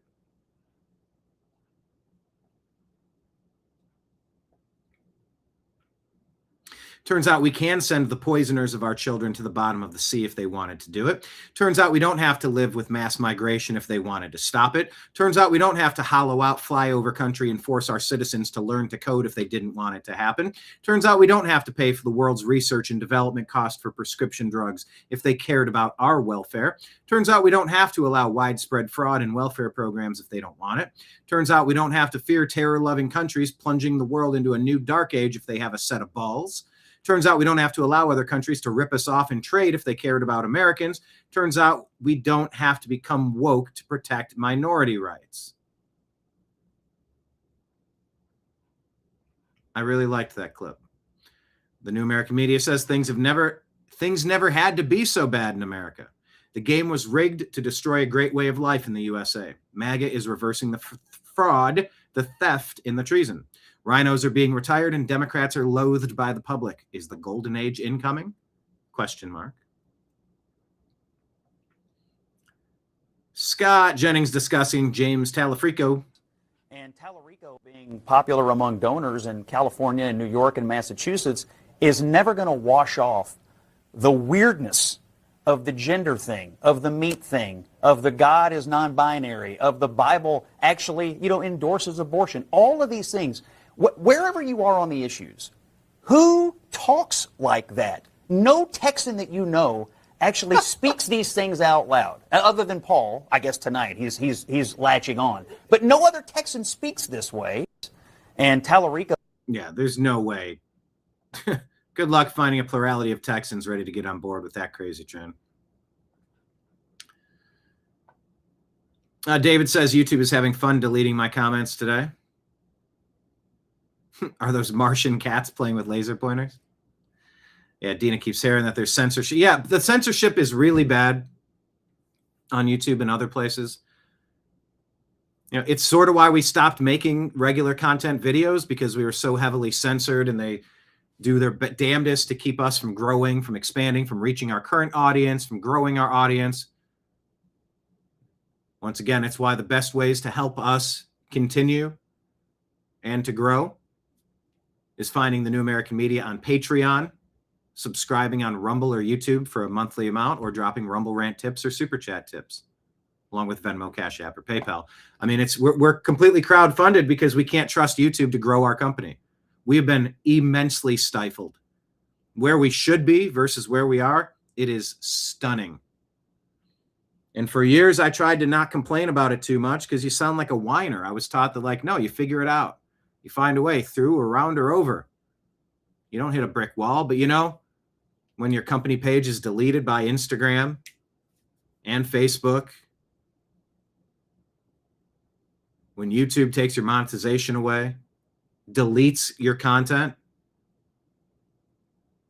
censors, deranks, deboosts, takes your income away, it's a shitty one. So yeah, is there a crazy person at the controls? You're damn right there's crazy people at the controls. And welcome back, Mark, by the way. Wall Street Ape shows this Ramada Inn project in LA. 6 years later, the renovation is $21 million. It was supposed to cost 4.8. And the only thing fixed for $21 million was new windows. It's money laundering. Unbelievable. Expected opening late 26. Clearly it's a lie. Property still looks horrible, nothing other than windows. The cost is $640,000 a unit for just 32 apartments. Extremely high, even for LA standards. I mean, not really. Anyway, you get it. It's a mess. U.S. Immigration and Customs Enforcement tells us, update on Des Moines Public School Superintendent. Remember this guy? That was his arrest video. Or his arrest picture, the one there. There, we can go bigger. Get larger. ICE in Des Moines arrested Ian Andre Roberts, a criminal illegal alien from Guyana, in possession of a loaded handgun, $3,000 in cash, and a fixed blade hunting knife after he tried to evade arrest. Oh, look at that. Jenny Terre says he should serve 3 years in prison. U.S. attorney recommends. Not long enough, says Scott. Yeah. Paying back the salary fraudulently earned. Okay.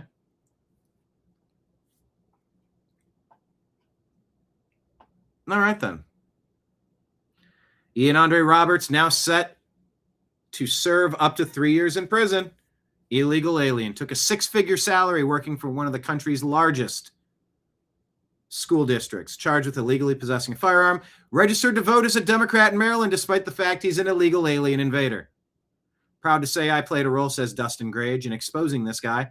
And it won't be the last. He won't be the last one. An illegal alien teaching kids, people.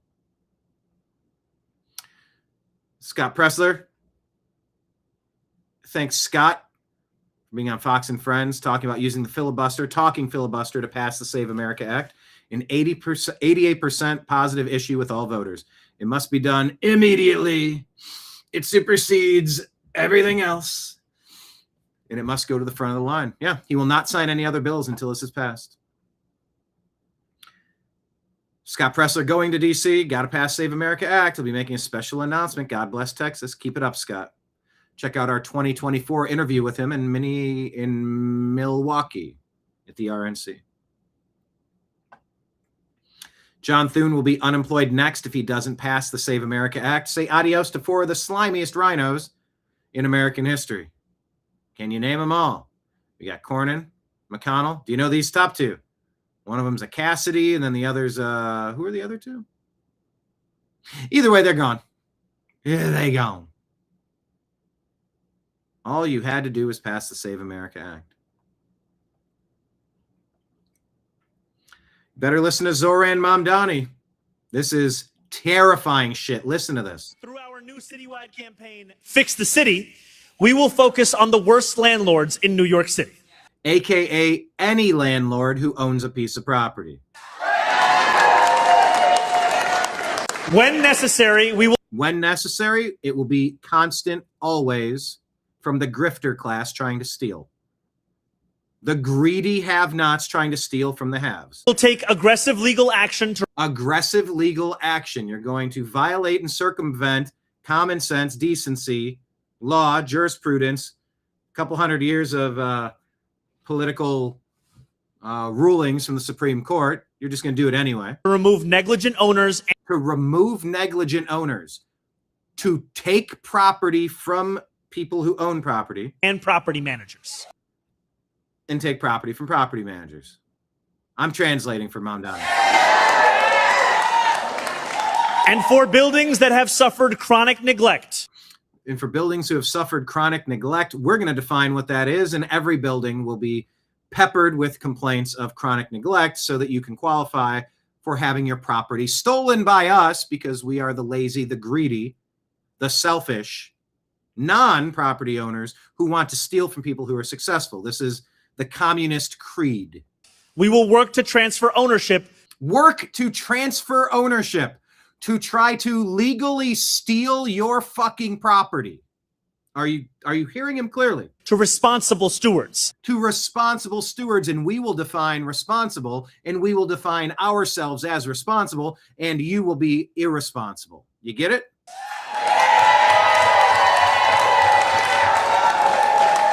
This is a big deal, people. Stewards that include community land trusts. Stewards that include community land trusts. Okay, we're going to put up this little puppet thing, and we're going to go ahead and do what we want here. We're going to, okay, community land trusts. Nonprofits. Nonprofits and NGOs. Hey, the biggest graft, theft, waste, and abuse rings going on in the country, right? I'm so excited at this big, goofy smile. Nonprofits. Yes, nonprofits, non-governmental organizations. Of course. Or even the tenants themselves. Yeah, some animals are more equal than others. We might even transfer this farm to the farm animals. Says George Orwell in Animal Farm. New Dork City.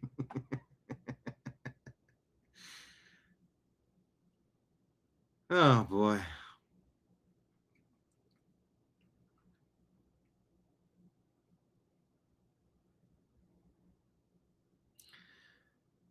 Good grief. Trash Panda says the weak GOP could have stopped him from running in the first place. Should have deported him. Well, we'll see how it plays out. We'll see how it plays out. But this is terrifying.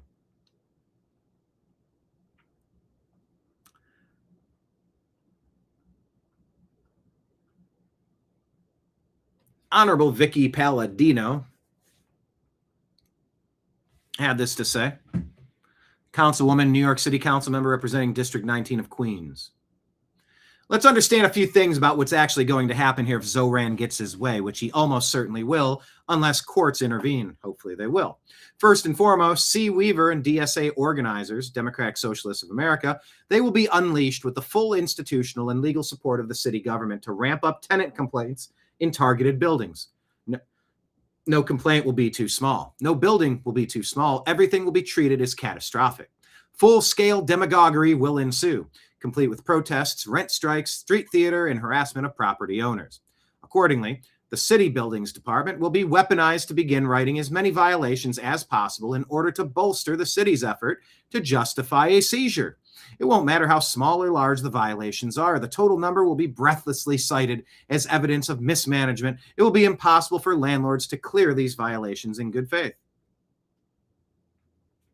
The combination of a weaponized buildings department writing hundreds of thousands of dollars in fines and rent strikes and constant threats and harassment against landlords by militant activists will make the situation untenable for any property owner to realistically fight back, and the city will seize the property.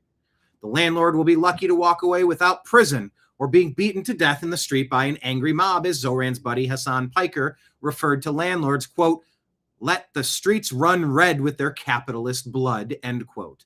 Hassan Piker, of course, under interrogation, I believe at this moment, for collaborating with the banned government, the illegitimate government of Cuba in Code Pink, the commie sympathizers. That guy, Hassan Piker, referring to landlords, let the streets run red with their capitalist blood. See, it's a bunch of greedy motherfuckers, greedy, lazy, envious pricks trying to steal from people who have accomplished something in their life. That's what communism has always been about. Go get him. There's a bad guy. He has stuff. Let's go take it. It's an organized mob. It's a crime syndicate. That's what it is. Back to the article. But that's only the first half of the plan, and everyone needs to pay very close attention to the big picture here because it's hugely important and has national implications. The properties will then be turned over to nonprofits. Look to Minneapolis and Los Angeles for... When you hear nonprofit or non-governmental organization, think theft, waste, fraud, abuse. Oh, they got pearly sounding names now, don't they? Don't that sound great? Nonprofit, non-governmental organizations, ain't they the greatest? No, they're the worst. Look at what USAID was up to, and look at why the Democrat Party is broke right now. Turned over to the nonprofits. This is no small detail. This is, in fact, the whole point. The idea here is to build up Zoran's DSA-connected nonprofits with a multi-billion-dollar portfolio of hard assets. New York City real estate. This portfolio could theoretically reach into the hundreds of billions or even the trillions, depending on how aggressive they got. Wow. Now, these highly political nonprofits would then become the new land barons of New York, complete with all the political clout, leverage, and reach that goes along with it. It would be a true nightmare scenario. As it stands now, the nonprofits depend mostly on the largesse of grants, donations, and other third-party research sources to stay afloat. Of course, let me add, that is government money that goes to these places, which makes them completely governmental organizations, but I digress. Or the government gives money to X group gives money to the NGO Y group, and then it gets funneled over through Z and then back to ABC. It's just money laundering 101. We learned this with USAID.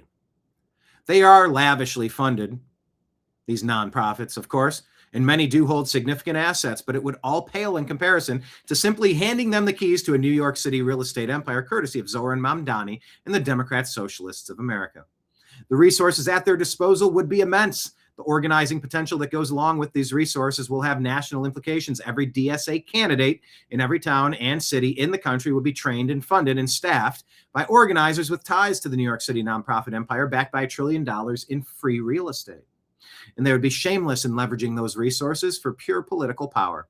That's the game plan here. That's the whole ball of wax. Zoran, the Ugandan, isn't interested in making housing better for anyone. If he was, we'd be talking seriously about solving the NYC HA disaster. Hell, if he was even remotely sincere about seizing these properties from bad landlords for the public good, he'd be focused on turning them over to the city itself, as misguided as that would be. No, this is about nothing more than consolidating political power for the Democrat Socialist of America, just like everything else these people do. Giving the DSA a massive war chest backed by seized real estate. Once you understand that they have no interest in fixing anything other than elections, it all makes a lot more sense. The New American Media says, do not sleep on this story. Mamdani is about to unleash the demons of communism on NYC, landlords, and the American way of life. If Spencer Pratt is cheated out of LA mayor, Los Angeles is about to feel the pain like CIA Spanberger and NYC Mamdani are dishing out.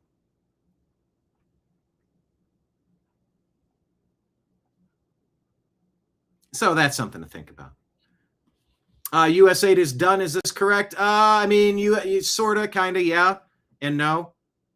It's hard to tell. Doge did a lot, but was it codified by law? Did they sneak stuff back in? Yes and no, and kind of. Doge isn't Doge anymore, but it's decentralized, so you can't cut the head off of a hydra, but you can with a snake. But with Medusa, you got 100 of them. It's hard to, each department is kind of going on their own waste, fraud, and abuse gambits, trying to figure it all out. So, you know, USAID is done, and also not completely, no.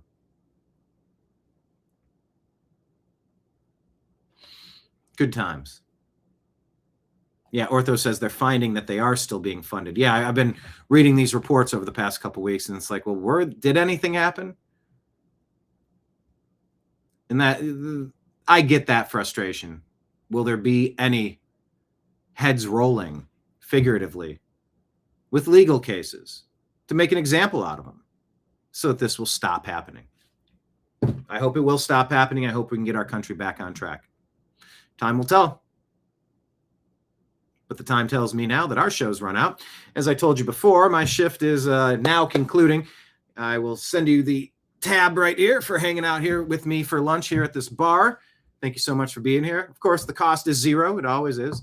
But there's a tip line at the bottom. If anyone wants to just sign up for $5 or $10 or more, become a monthly subscriber, sponsor to us, just set it and forget it. Automatic payments. It's super helpful. Patreon, the New American Media. Rumble, monthly sponsor. YouTube, monthly sponsor. If you want to just grab some silver coins and toss them over my shoulder into that tip jar back there, you can do so with a Rumble rant tip, a Super Chat tip, Venmo or Cash App. That's just my name, Brian Engelman, spelled out at the bottom of the screen, or on PayPal, fuzzinstallment@yahoo.com.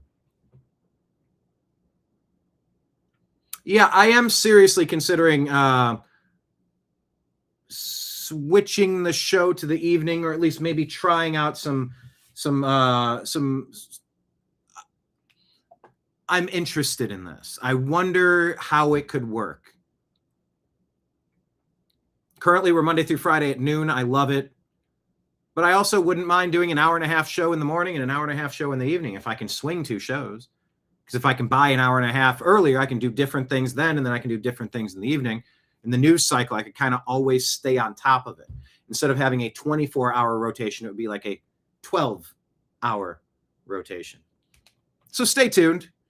I was thinking about trying something new tomorrow. I don't know that I will, but if what would I do? If I changed the time of the show, I hope that I would put a post on our X account at American_media_. And I think I would make a post on our YouTube channel to just say, hey, by the way, we're going to be doing this at what time. But what is this? Find out your state's wolf population? It's going to be a problem? I don't know the context of that, but now you got me thinking about my state's wolf population. I've seen 0, but I'm sure there are some. But yeah, everyone, I appreciate you being here at the bar today. We'll have plenty more to talk about tomorrow. Hit like, hit the thumbs up button on your way out, tap the confetti or tap the 100 or tap the hearts. I know some of the YouTube apps will let you do that. And yeah, let's invite some of our buddies into the bar for tomorrow. Goal is to double the show and then double it again, and then double it again, and then double it again. Because it's like I could have done 2 more hours of show. There's that many new pieces of information that I find interesting. And obviously you're finding them interesting as well. Educational, entertaining, informational, all that jazz. So get out into your gardens today. That's your homework should you choose to accept it. Get out into your gardens today and give them some love. Plant some new stuff. Work on your food production a little bit. It's always a good idea to level up your food production. Hell, I mean, even if you're living in an apartment and you get some cans of sprouts, you get some mason jars. There you go. Grow some sprouts in your window. Everybody can grow a little bit. So Look at Cook says, I want 40 million in gold bars too on the Rumble chat. Yeah, that sounds great. Only question is, like, how do you liquidate $40 million in gold bars? That's a Chris Rock and I'm gonna get you, sucker. You got change for 100? How much for a rib? No, not an order. 1 rib. How much for a Coke? That'll be 25 cents. Can you pour some into my hand for a nickel? Got change for 100? Are you? I hope you've all seen I'm gonna get you, sucker. That scene with Chris Rock was great. Yeah, life's a garden. Dig it. Exactly. All right, everybody. Thank you so much for being here. Signing out on behalf of everybody out there in the TNAM universe. I appreciate you. I love you. Go get some sun today, and we'll talk to you again soon. Take care. Bye. Peace.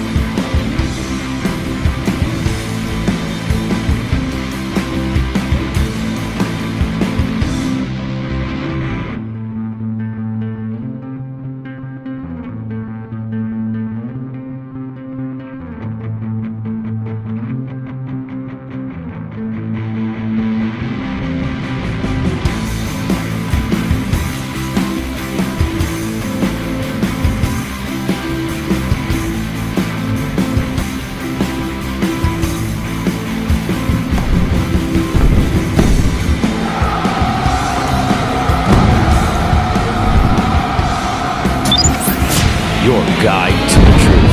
TheNewAmericanMedia.com.